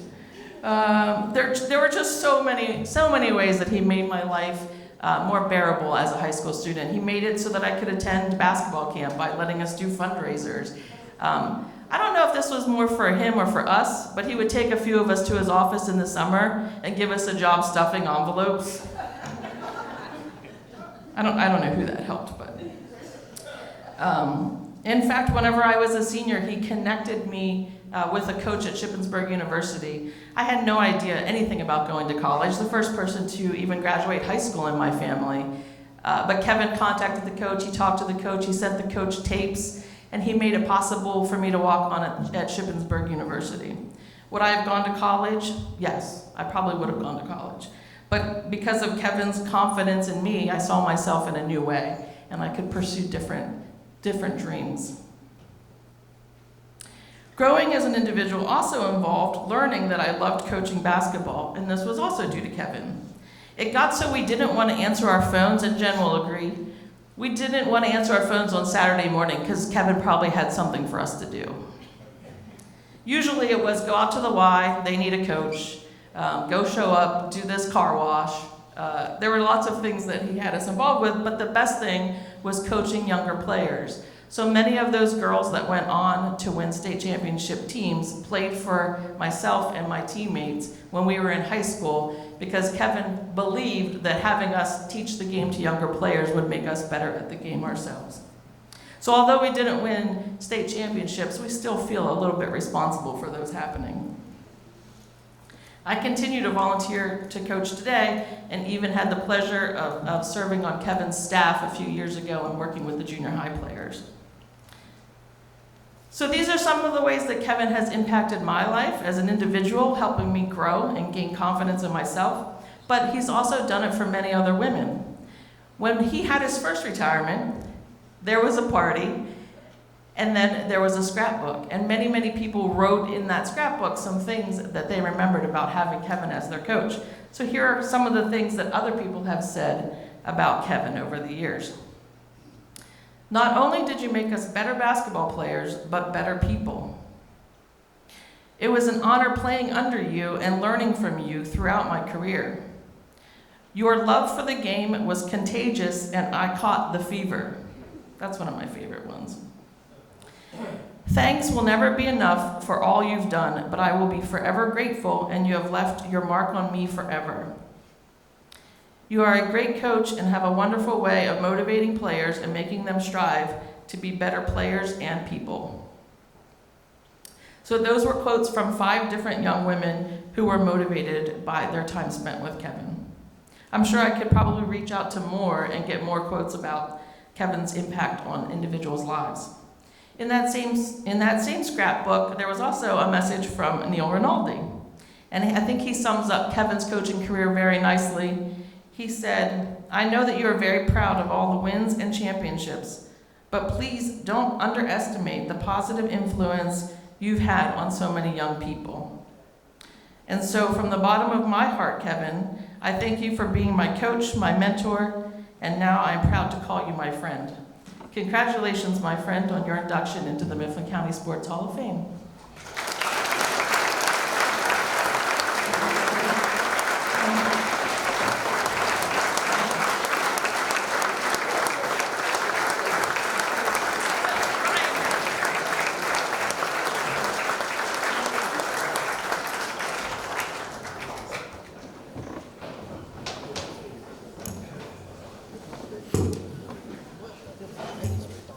Working on this today, I promise you I got it under an hour. Thank you, Cher, or Spaceship, if you will, for that touching introduction. I'm so proud of you for all your accomplishments and the way you have lived your life. I will always be in your corner. I'd like to thank the members of the Mifflin County Sports Hall of Fame for bestowing this honor upon me. To me, It's truly a salute to all the young ladies who played for me. I never scored a point in 34 years of coaching. My basketball journey was a long one. I had a love for the game from my earliest memory. I was fascinated by the Boston Celtic teams of the mid to late 60s. John Havlicek was my hero, and I ruined more than one shirt by writing his jersey number 17 on the shirts. My mother used to take me to the games at the old Lewistown Granville gym starting about the age of 5.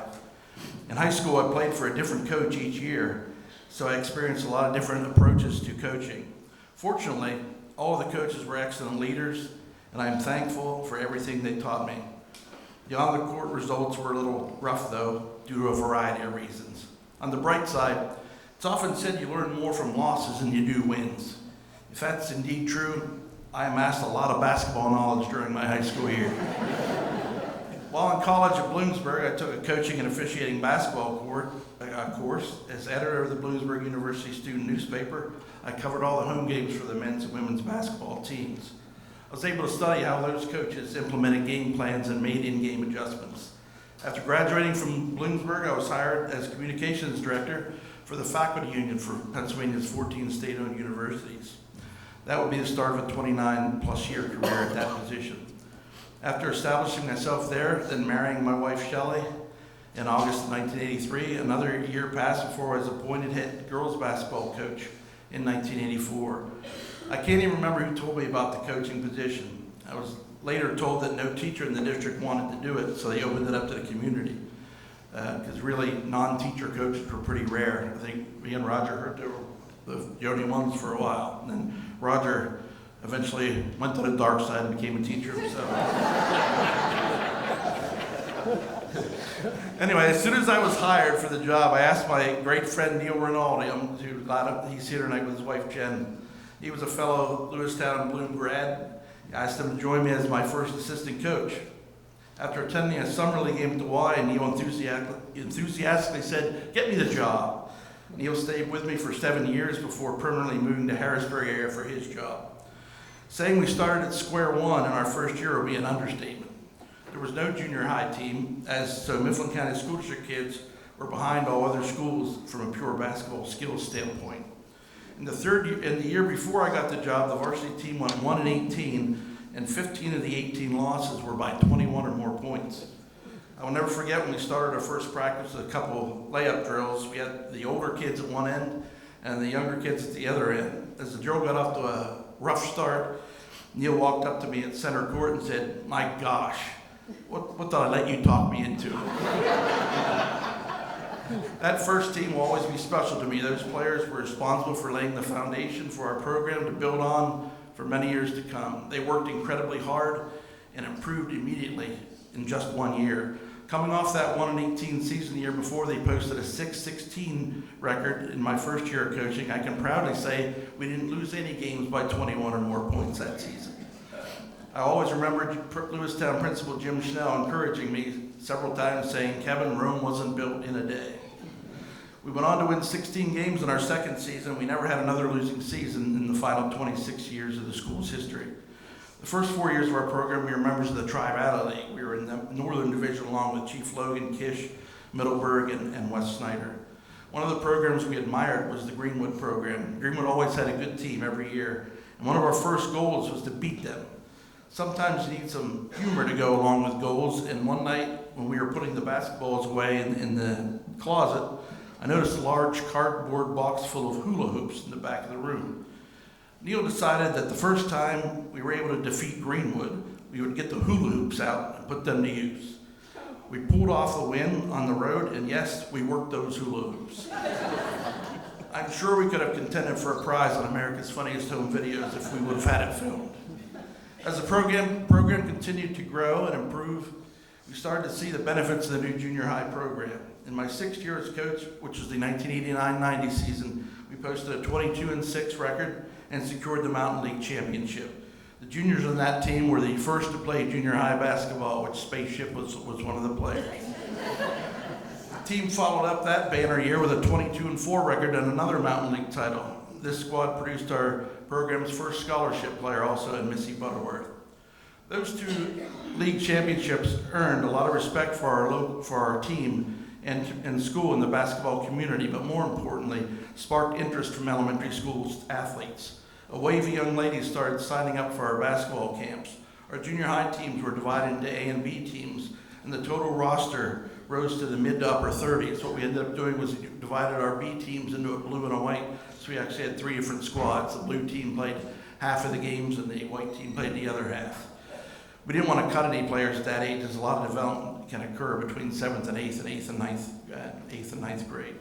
The popularity of the Juniata Valley YMCA Summer League exploded, and we got up to as many as 36 teams covering junior high, JV varsity, and alumni teams. People knew that we had some outstanding young players coming up, and opposing schools wanted to be in on the action. I always remember putting that schedule together with Stacy at the YMCA. We used 2 gyms and played 5, sometimes 6 nights a week. A key factor in getting our program to the next level was the network of people who took our players outside the area to play. Dick Gingrich started taking the girls to the Jewish Memorial Center in Altoona in 4th and 5th grade, and rivalries with schools like Central and Tyrone were born. After that group that Dick was working with moved up to the next level, Bruce Broomboss, Steve Feathers, and Don Lepley kept the Altoona League tradition alive for the remainder of the Lewistown girls basketball history. 4 years after that second Mountain League crown, Krista Gingrich and Maggie Johnston joined some other key players, and the result was a 27-3 record, a Mountain League crown, and a PIAA Elite 8 finish. The following season, Jenna Feathers was added to create the 3-guard offense. So we went 28-3, won the Mountain League and District 6 crowns, and again made it to the PIAA Elite 8. Then came the euphoric 1996-97, 1997-98 seasons. Those 2 campaigns were magical and tons of fun. The runs to back-to-back state championships were certainly pressure-packed, but the players' strong desire for excellence and their unwavering commitment to each other, their school, and their community carried them to the top of the mountain for 2 consecutive seasons. Our top players all played travel AAU basketball and played against the best competition out there. Krista Gingrich played both nationally and internationally. If my memory serves me correctly, Krista broke her collarbone in an off-season tournament in Canada. Is that right, stat lady? That's right. The first season, we beat the odds to go a perfect 32-0, coming from behind with big fourth quarter rallies in both the district title game and the Western final against Blackhawk. A victory over North Schuylkill gave us the gold. Jim Schnell was on the floor, my old principal, as a District 6 representative for the medal ceremony. When he gave me my medal that night, he said, "Rome was finished today." The following season saw us go 31-1 on the way to our second state title. A victory over Berwick gave us our twice as nice moment. After winning another district title in 1999, another 4 years went by before the 2002-2003 team won another District 6 crown and made it to the PIAA Final Four. The following year, we went 28-3 and made it all the way to the state championship game in Hershey, where we fell to Allentown Central Catholic. Names like Kaufman, Espy, and Cunningham became household names through this stretch of time. The 2005 team again captured league and District 6 crowns and advanced all the way to the PIAA Final Four once again. That was an amazing achievement to make it at least to the Final Four for 3 straight years. I was especially close to the 2003-2005 teams, as Coach Fossum and I had our own Lewistown AAU team called Fossums of Lewistown when those kids were in their junior high days. My daughters Katie and Brooke were part of that group. It was fun in our first AAU Mid-Atlantic Championship tournament. In that tourney, teams are seeded according to their finish in the previous year's tournament. If teams were new, the teams were just added in a hat, drawn out, and assigned a seed. We were seeded 31 out of 32 teams. And our first game was against the defending Mid-Atlantic runner-up, number 2 seed Fencor. They're one of the major powerhouses in the East Coast traditionally. The girls played a phenomenal game, and we pulled off the upset. I will never forget the Fencor coach running through the hallway outside the gym after the game, yelling at the tournament director, "What are you doing? 31 seed my ass." We ended up placing 4th in the tournament, qualifying for nationals that year. It's important to remember no team can reach its true potential without a committed and driven supporting cast of players that don't always get a lot of playing time in games, but provide critical energy and competition each and every day in practice. I am thankful for all of the players who suited up for me over the years. Looking back, Lady Panther fans truly were second to none. Come playoff time, no matter the location, our fans packed the gym, were incredibly loud, and made our girls feel at home. I don't know if people realized at the time, but the Mountain League was one of the top girls basketball leagues in the state. The league was filled with great players and super coaches like Vernon Neal at Central, Jim Sweeney at Tyrone, and Mifflin County's own Roger Hurto at Indian Valley. Who will ever forget the jam-packed crowds at for the Lewistown Ivy games? There were lines going all the way through the parking lots to get in. If you didn't get there before the JV started warming up, you didn't get in. I was very fortunate to have high-quality, dedicated assistant coaches throughout the years. Charlie Funk was an assistant at both the junior high and senior high levels. Ron Mills and Jim Fossman were with me for many years, and Mike Smith was my assistant in the final year at Lewistown. Aaron Gingrich also served as an assistant for 2 years before going to law school for some reason. Was that move worth it? I don't know. I guess since he's the president judge in Mifflin County now, it's a good move after all. I'd also like to credit it once again Spaceship for helping out in the junior high during her time. I'd like to give a shout out to the people who helped me in the final 5 seasons of my career at Juniata as well. Becca Zent, Bruce Broombaugh, and Mike and Andy Baker were excellent coaches and good friends.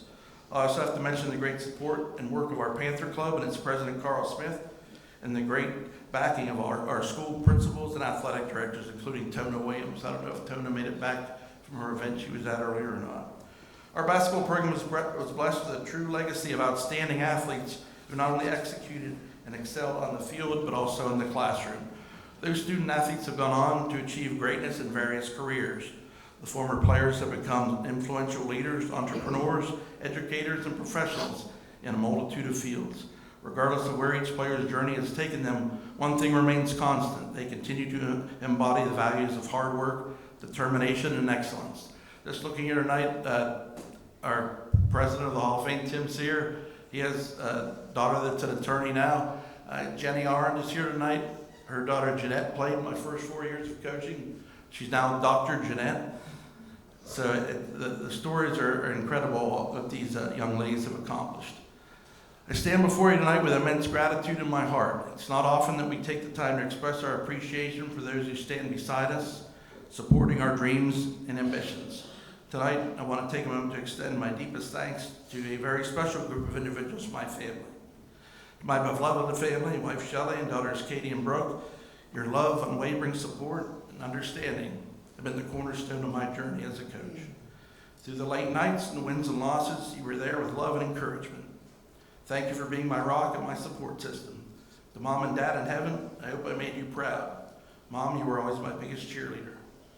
Now, my mom would be mad if I didn't end with some humor, so I'm going to refer back to something Roger was referring to in that newspaper article when I was hired about having both sides of the bleachers pulled out for games. That was a sincere goal, and it bothered me because the boys weren't exactly selling out the gym at the time. And they always had both sides of the bleachers. So I was thinking, I asked the janitors, and no, we don't have much time. We have other work we have to do. So for the people you get coming, we're only going to do one side. I asked the principal, well, I don't think so. If you get a few more fans, we'll think about it. So I had to try to create a way. How can I make this happen? Well, it turns out the one guy that put out the bleachers, the one janitor who's deceased now, God rest his soul. I'll say that he was a heck of a guy. But anyway, I found out that when his shift was over every night, he went to a club just to have a drink or two before he went home. So I found out what his favorite beer was. I went up to him and said, hey, if a 6-pack of beer would happen to find its way into your truck some night at the club when you came out, you think you might pull the other side of the bleachers out for us? He said, that's interesting. That's all he said. The next day we had a game, both sides were pulled out.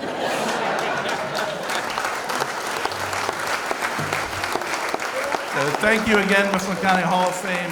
Thank you to all my former players.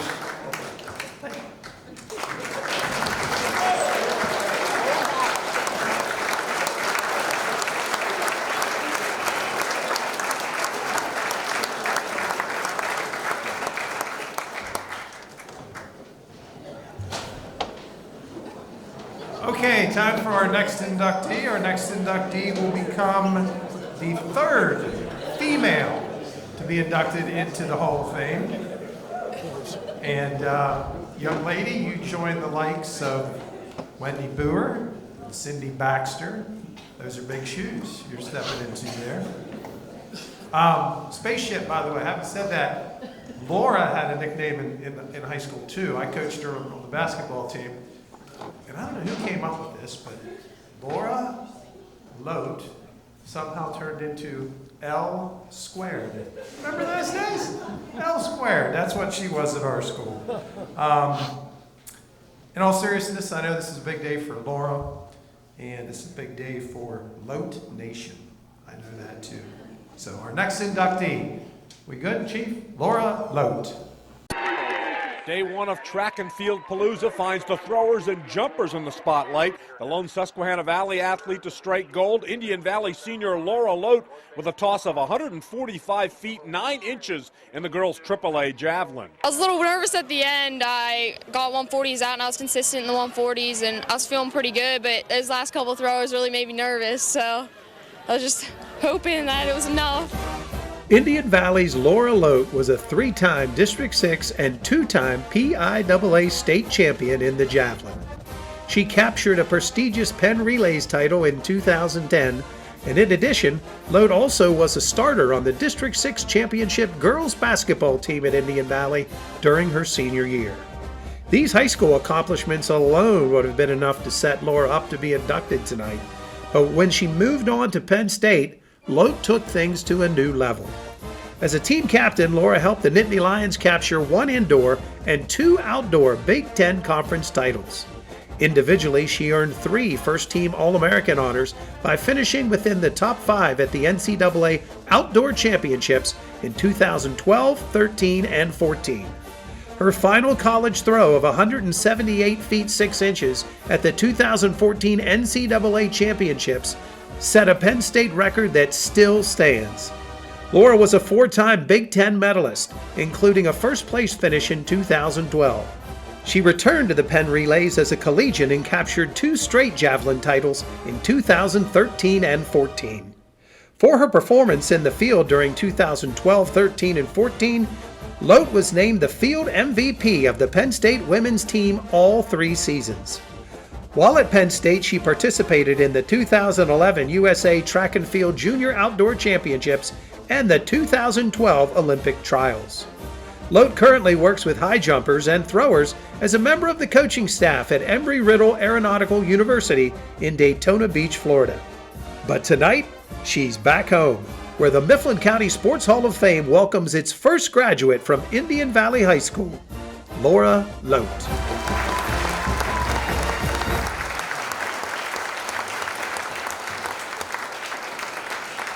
Here to present Laura to the Hall of Fame tonight, a guy with a lot of credentials of his own, longtime track and field coach, and was Laura's coach at Indian Valley, Coach Scott Gantz.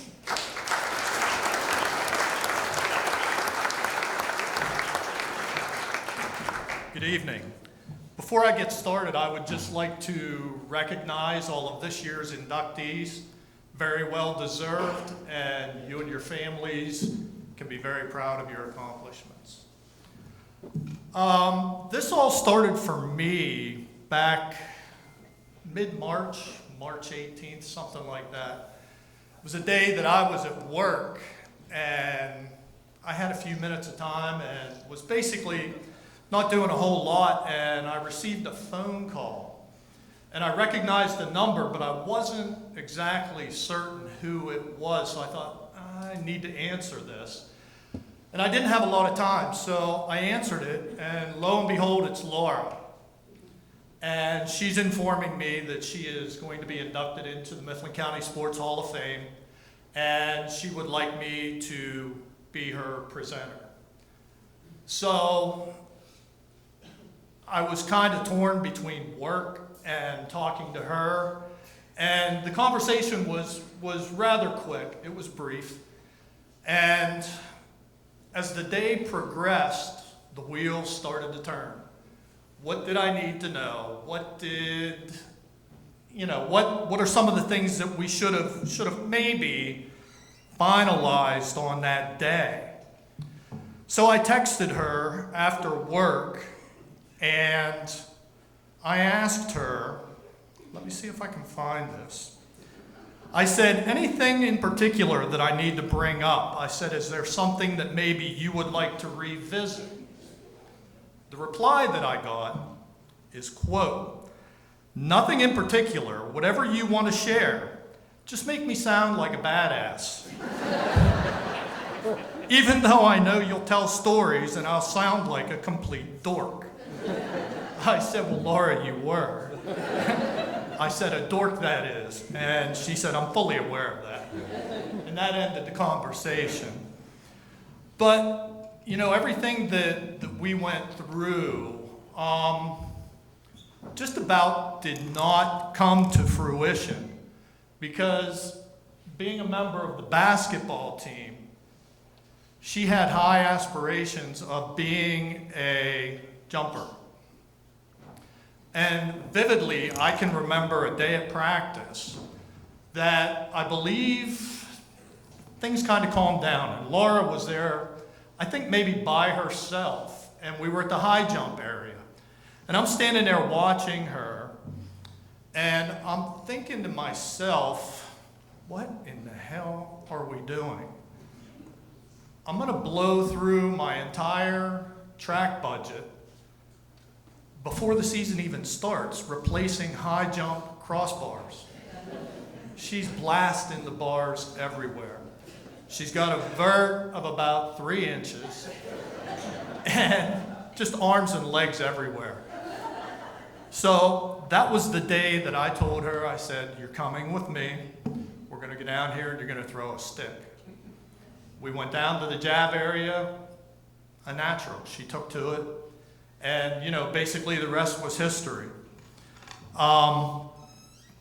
You know, the good thing about having Laura on our team, she was dominant. I mean, regardless. On her good days, nobody stood a chance. On her bad days, nobody stood a chance. On her really bad days, they may have had a little glimmer of hope, but they didn't stand a chance. I mean, she was guaranteed, regardless of where we went, who we were competing against, and it was just awesome to be a part of, you know? All of her accomplishments, probably one of the proudest days of my coaching career was at an indoor meet in State College. And this is after Laura had graduated and had taken over as director of operations at Penn State, track and field. And just walking in there and seeing Laura in charge, you know, just kind of made you walk around with your chest puffed up a little bit, you know. Maybe a little special treatment, but whatever. But it had gone full circle. And, you know, that meant a lot. And it still does with her being an assistant coach at Embry-Riddle. And as you heard, she's a jumps coach. I guess we know what kind of a jump program Embry-Riddle has, right? Probably the 3 things that stood out to me the most whenever Laura was competing with us was how highly competitive she was. She didn't like to lose. She was dedicated, and she put the time in. Her work ethic was second to none. Laura had the coaches that put the time in. They were highly knowledgeable, they were willing to spend the countless hours with her, and they pushed her. But probably most important, as Coach Hurto said, was Loc Nation. Her family, which are all here, I said it's like a reunion right now. But every event, guaranteed, this is what you had. And I think that support from her family was really important and special. So, in closing, you know, in reality, we can coach these young athletes up, you know, as much as we want to. But basically, what I found out through the years is we're just along for the ride, you know. And with Laura, it was a hell of a ride. And it was an honor and a privilege to be part of that journey. I thank her for that and all that she's done for us and sports in Mifflin County in general. And Laura, thank you, and we love you.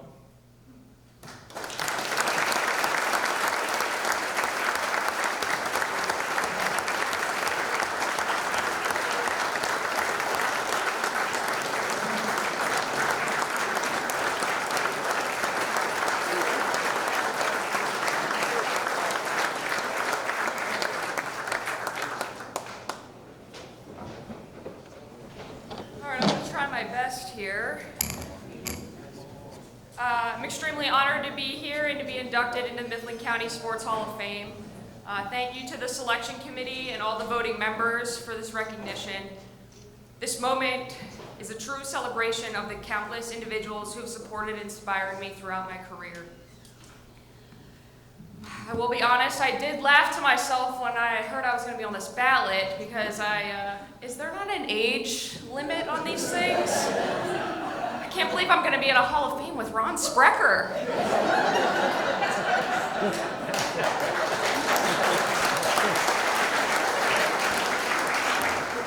I'd like to start by thanking my parents and my brothers for their support during my athletic days. Among other reasons, my love of sport contributes to why my brothers will tell you I'm the son my dad never had. And I can't even begin to determine how many miles my parents put on the family car, driving to basketball tournaments, track meets, and college visits. I'm beyond thankful that they all made it to my last NCAA championships all the way in Eugene, Oregon, to watch me finally capture a mark I had been chasing for years. I have always felt a lot of pride being a small town kid that made it. And I'm lucky to be a product of many coaches that truly care about helping young people grow into all they can be.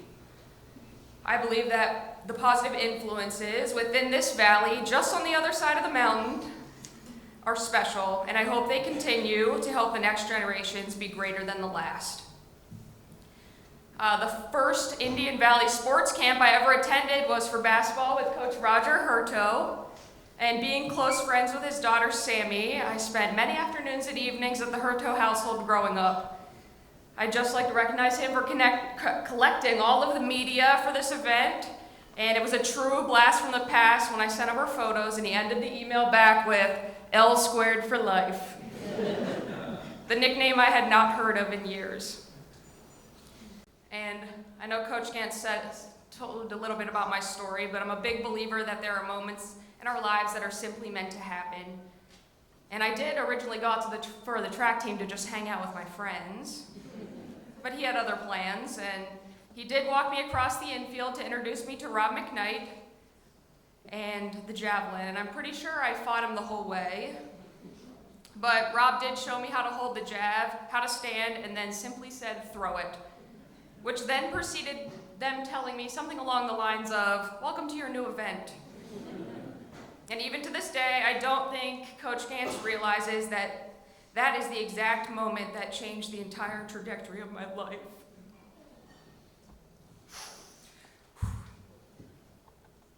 Without that day, I don't win district titles, pen relays watches, state championships. I definitely am not recruited to a Division I university because, my grades. But I eventually commit to Penn State because my oldest niece, Nova, was born my senior year of high school, and I wanted to be close to home. I don't collect Big Ten medals, win team titles, become a multiple-time All-American, or compete at the Olympic trials without that day. I don't end up staying in State College to work as the director of ops, meet my wife, Deanna, which, shout out to all the spouses of coaches in this room because it truly takes a special person to love and support a coach. And she knew that was my goal, and she still decided to marry me. We moved to Florida, and I ultimately achieved my dream of becoming a coach at the collegiate level. My path to this point doesn't happen without him. And on top of someone recognizing that I potentially could be good at something and had a hidden talent, I was lucky enough to be in Pennsylvania, one of the few states that has the javelin, and I had a high school coach that knew the event. I truly ended up in a perfect storm. Rob McKnight put in many hours helping me along the way. Afternoons, weekends, summer practices, and meets. And the summer before my sophomore year, I fell in love with the event as we traveled all over competing. Rob gave me the tools to get to the next level and to be competitive right away. And luckily, because my dad worked at Lewistown High School, in the weight room I was able to cross rival lines and work with John Halbrick and the other Lewistown athletes. John gave me a great base and understanding of how strength and conditioning and held my performance, and back in those days I could afford to put on a few pounds. And we all know, everyone has a story about Ron Sprecher, including myself, but I just want to note that he was a coach beyond his time when it came to visualization and mental preparation. And I laugh to myself looking back at those days because a bunch of kids and mental preparation techniques, that's unheard of. And I'm not sure how many people in this room know, but Tish McClay held the Mifflin County javelin record before me. She gave me one of the first goals to work towards, and I still remember walking into her classroom and telling her I was going to break it. And if I remember correctly, at that time, she actually held the record longer than I was alive.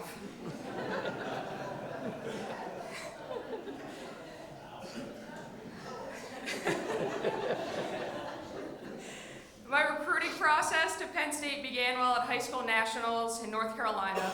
I was wearing a Penn State sweatshirt when leaving the hotel. We got on the elevator, descended a few floors, the doors open, and a woman joins us. She turned to me, asked if I was a Penn State fan. I replied yes, and that I competed in the meet the day before. She asked how I did, followed by, I'm the director of Penn State track and field, Beth Alfred Sullivan. I mean, what are the odds? Remember I said there are just some moments. I'm beyond grateful for all the throws coaches I had at Penn State. TJ Crater recruited me, Fritz Spence, who's here tonight, coached me to my highest NCAA finish and Olympic trials berth, and Pat Ebel coached me to my furthest throw. Each of them helped me check off my goals at the collegiate level. I just could never win the big one. I'd also like to shout out my Penn State teammate, Logan Kenny, a state college legend that pushed me every day in friendly competition. We were able to stand on the podium together on many occasions, including in high school, and they taught me that in an individual sport, there really is nothing greater than a great training partner. And a few other notable Penn State track and field alum from this area that have had a great effect on me. Tamara and Scott Seckler, mentors and friends that have always had my back.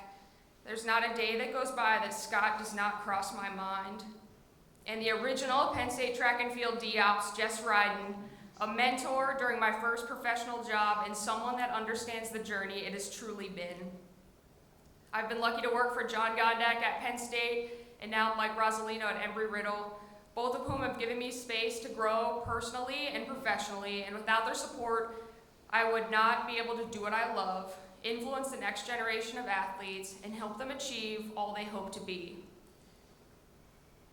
I never in a million years thought throwing a stick would take me all over this country and introduce me to so many others that share my love for this sport, a passion that started in a rural area in small-town Pennsylvania. I am deeply humbled to be recognized tonight among the sport legends of Mifflin County. Over the years, I've learned that success is not measured by personal achievement, but by the impact we have on others and the legacy we leave behind. And I hope that I inspired the next generation of javelin throwers in this area because it has been an absolute blast to watch them. Thank you.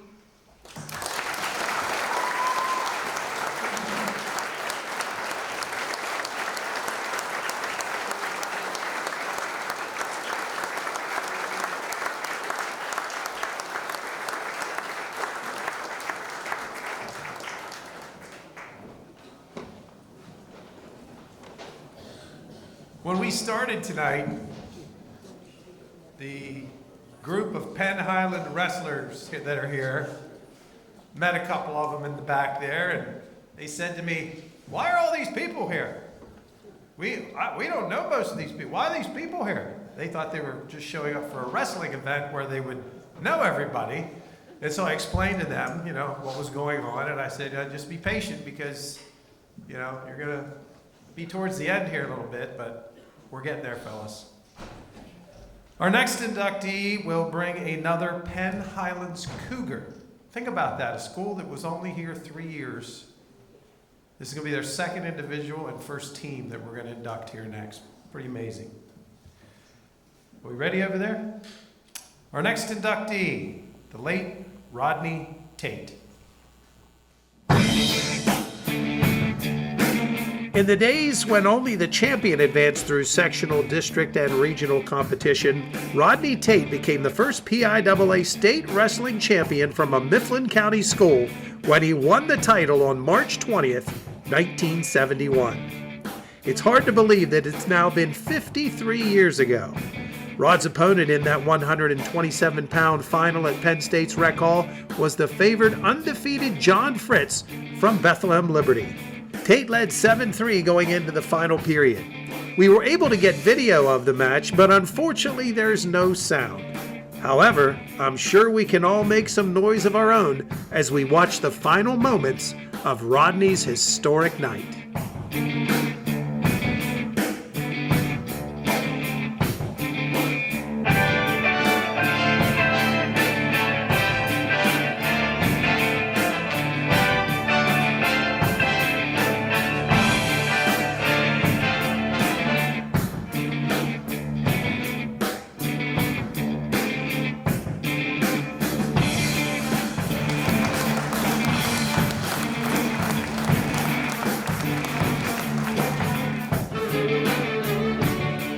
After the pin, Henry celebrated with head coach Charlie Roselle and assistant Bob Torok, and after the medal ceremony, he was whisked away by longtime friend Head Pickets. On the way back down the Seven Mountains on Old Route 322, the fans were bumper to bumper all along the route from Milroy to Lewistown to celebrate our first state champion. Rodney's title ended his senior year with a 20-0-1 record. As we all know, sadly, Rodney passed away in a fire in 1977, but his memory lives on with the annual award recognizing Mifflin County's outstanding high school wrestler, which is named in his honor. There would be other state champions in years to follow, but there can only ever be one first state champion. Tonight, the Mifflin County Sports Hall of Fame salutes the late Rodney Tate.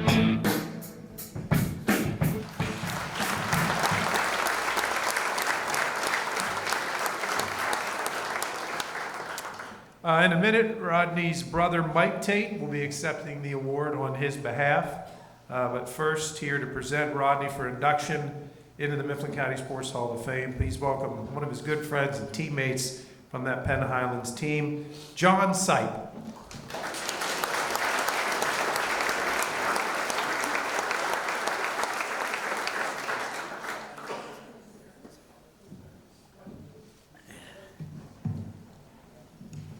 Going to be hard following those speeches, I tell you that. I'm going to ask the group here tonight, who remembers who pinned John Fritz in the state finals? Raise your hand. Okay. Another question. Who did John Fritz beat in the NCAA finals in 1975? Raise your hand. Nobody. The reason I brought that up is because everybody always remembers who you lose to. They don't remember who you beat. And I have all that problems with Wayne Packer. That was my problem. Okay, good evening, everyone. I'm going to read a little bit here. I'd like to congratulate all the inductees tonight. Late Justin Henry, Laura Lowe, Brad Hecker, and Kevin Cody. I've been asked to present this award tonight by Mike Tate, his Rod's brother, his wife Vicky, daughters April, Amanda, and Kyle. It's means more than you know for me to be able to do this and for asking me to do this. Rod Tate, first Mifflin County PIAA wrestling champion. I met Rod in the 7th grade. We quickly became friends and ultimately became best friends. I spent a lot of time with this guy, and I can attest to, sorry, I'm a little nervous. Okay, Rod was, his wrestling was his passion. He was tough, rough, mean, quick, and strong. I can attest to that because I was close in his weight class, and I had to wrestle him every night at practice for 5 years. And Mr. Fritz, he only had to wrestle him once.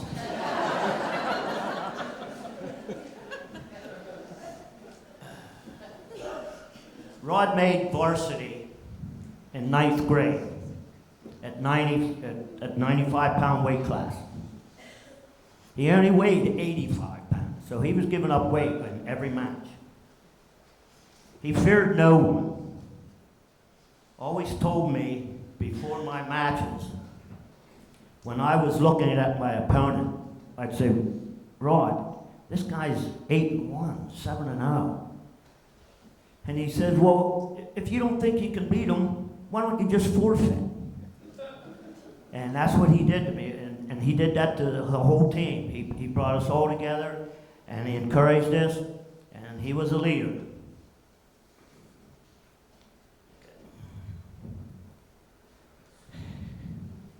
In his wrestling career, people started to realize by going to matches that this little squirt was going to be something special. Okay, fast forward to the senior year. 4 schools came together to match to become Penn Highlands. And because of that, Rod got some new workout partners instead of just beating me every night. One team had a following. Our team had a following like you wouldn't believe. It was like Kevin Cody said.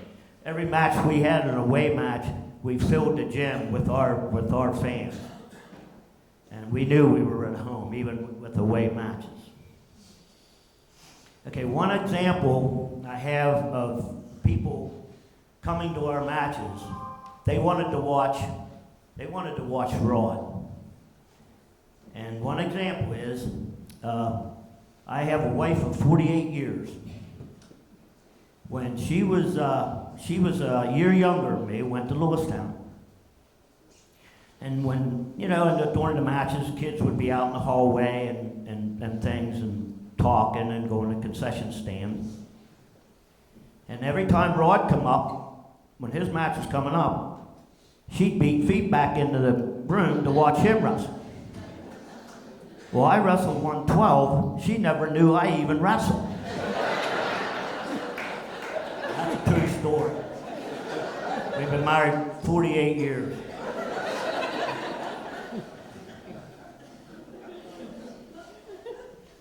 Okay, Rod won his semifinal match at States.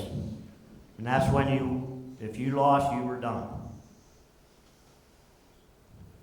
So that set up a meeting with the highly regarded Mr. John Fritz.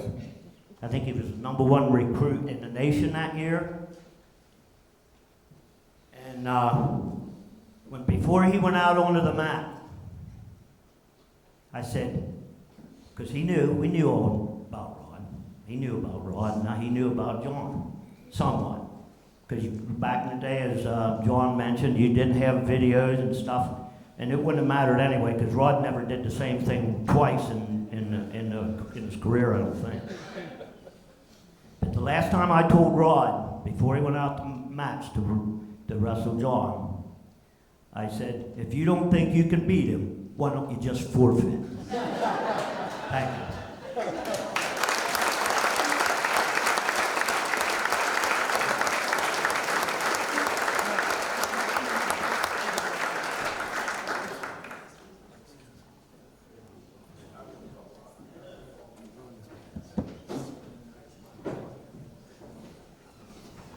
And again, here to accept the award on his brother's behalf, Mike Tate.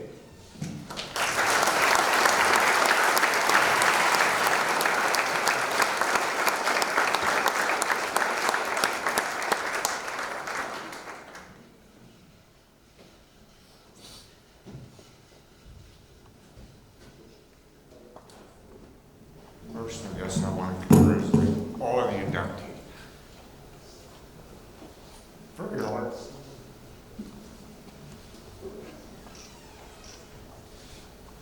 It's a great honor, and I help me accept. Thank you.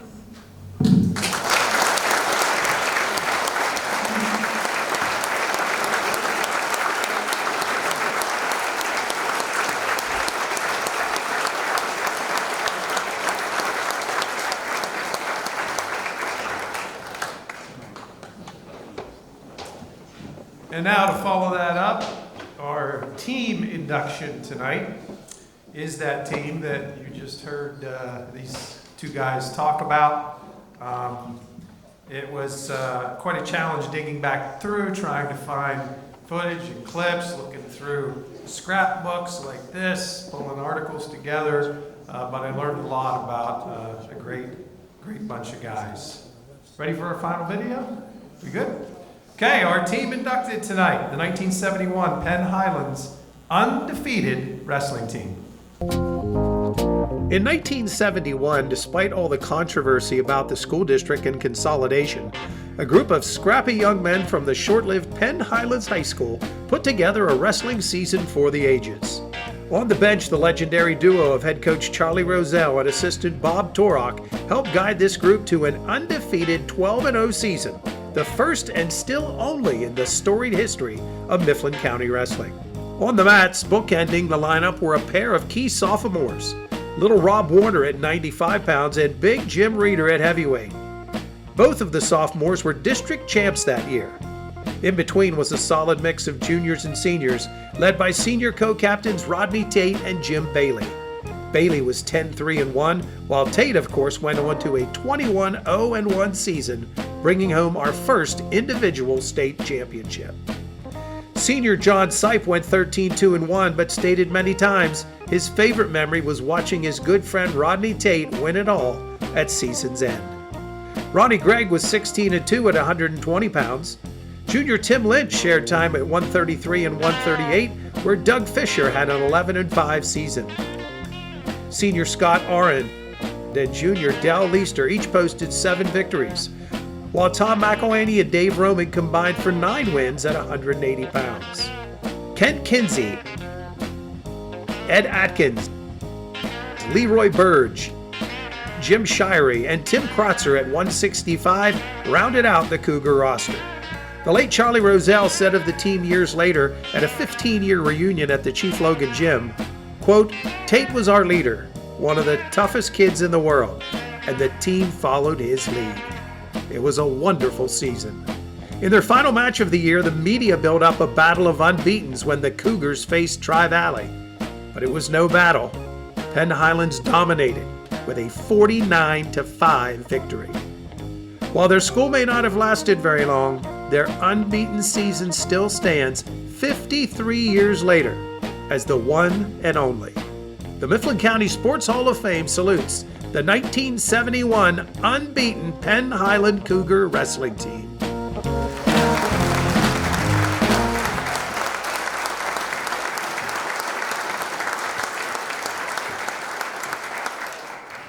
We have, I believe, 6 or 7 of the wrestlers here, so we're going to be bringing them up here in a second to give them their awards. Of course, head coach Charlie Rozelle is not with us, but I read an article, not by one of our local reporters either, but after we won the league title that year, this guy from the Altoona Mirror who said that the coaching staff at Penn Highlands is the perfect pair.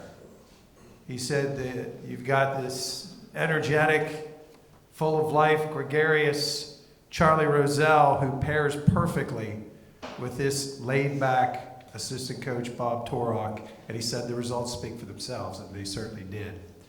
Here with us tonight, who's going to come up, accept an award, and talk a little bit about this team, is that assistant coach. Please welcome Mr. Bob Torok.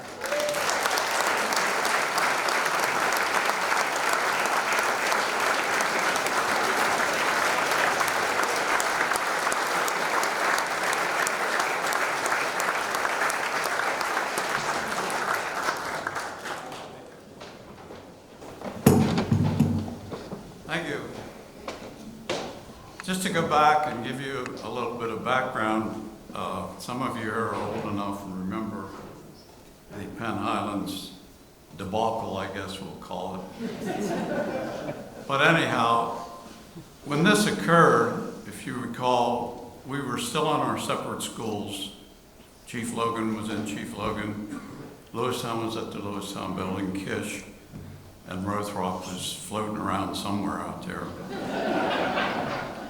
But anyhow, the only thing we came together for were extracurricular activities and sports. And one of the big questions was, how is it going to work out?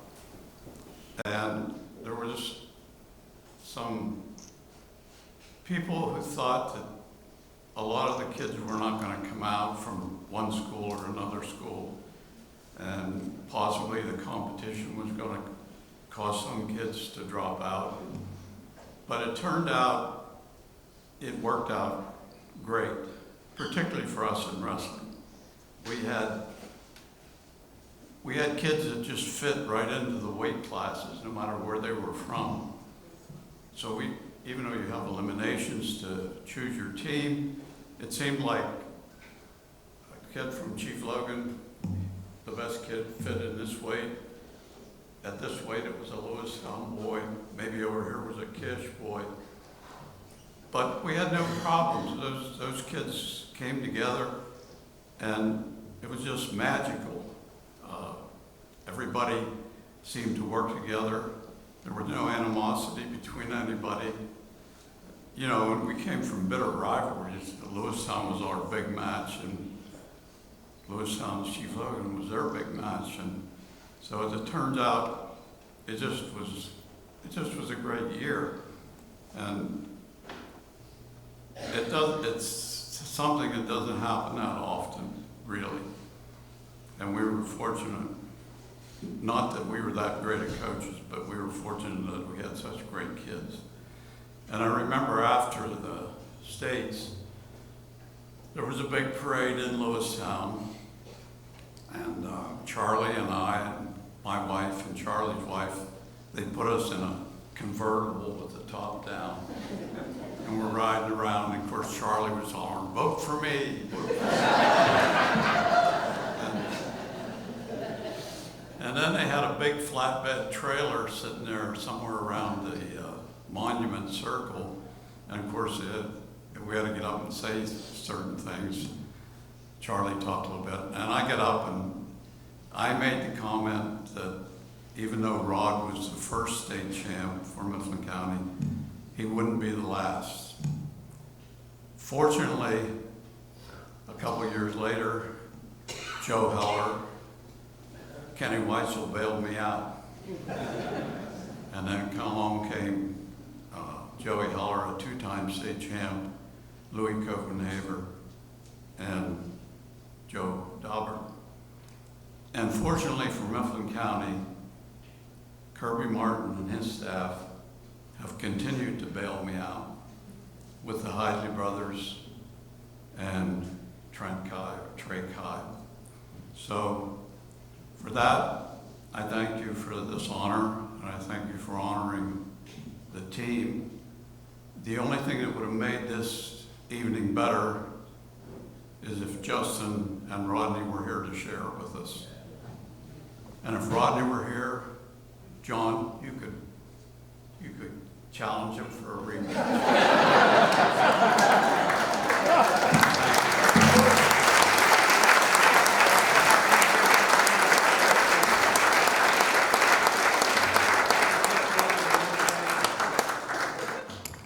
ask Coach to stay up here. I'm going to go through all the names of everybody on this team again. Some have unfortunately passed away. Some could not make it. We have people all over the world actually right now, I think, from what I heard. Somebody's also up in Alaska. But at any rate, we're going to go through this roster in alphabetical order here. And for the wrestlers that are here, when I do call your name, please come forward. Coach Torok is going to give you your plaque as well, okay? Unable to attend tonight was Ed Atkins. Here with us tonight, please welcome Scott Arend.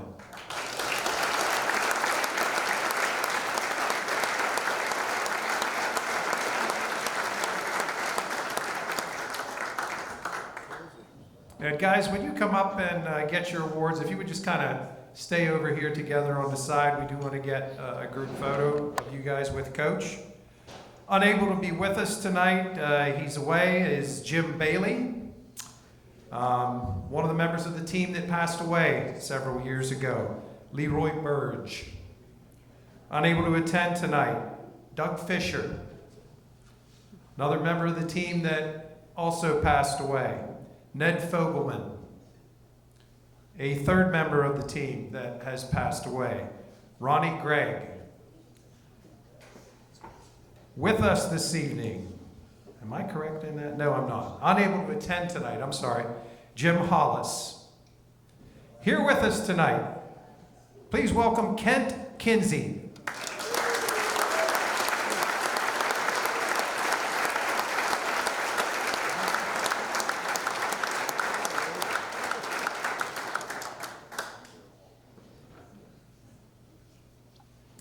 Our next member of the unbeaten Penn Highland squad, please welcome Tim Krotzer.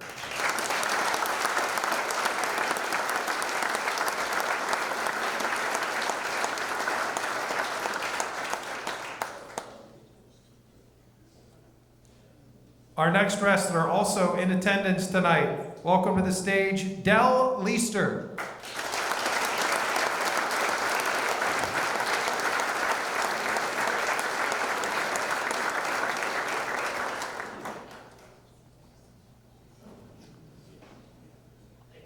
Unable to attend tonight, Tom McElhaney.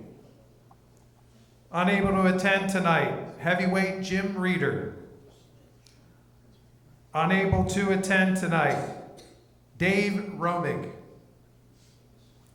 Another wrestler on the squad that has since passed away, Jim Shirey.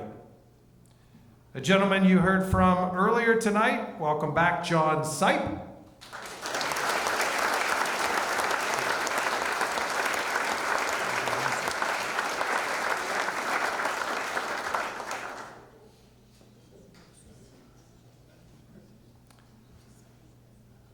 Another wrestler that, as we all know, passed away, Rodney Tate.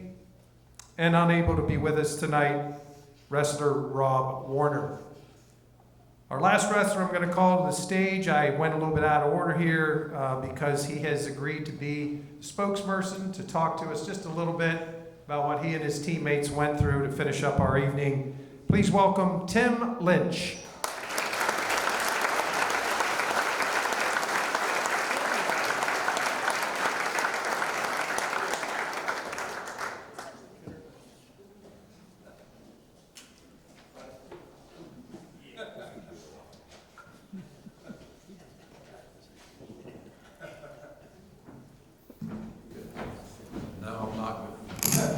I don't know how they talked me into this. It just happened before we started tonight, but I have a little something in common with John Fritz. My first varsity match was against Rod Tate in the sectional tournament. I lasted 55 seconds. You last a little longer than I did. I tell you what, it's an honor to be inducted into this Mifflin County Hall of Fame because there's a lot of great athletes that came from Mifflin County, and I want to thank the committee. When the program first went together with Penn Highlands, we were a little skeptical of having to go wrestle with the Mingos. But I'll tell you what, some of them became my best friends.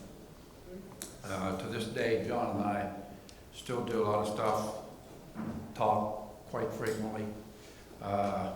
Rod and I worked together after his dad hired me at the township right after high school. And that was another thing that Lee Tate said to me. He said, first time I ever saw you, your feet were sticking in the air. So Rod is a tough nut, and thanks everybody for having us.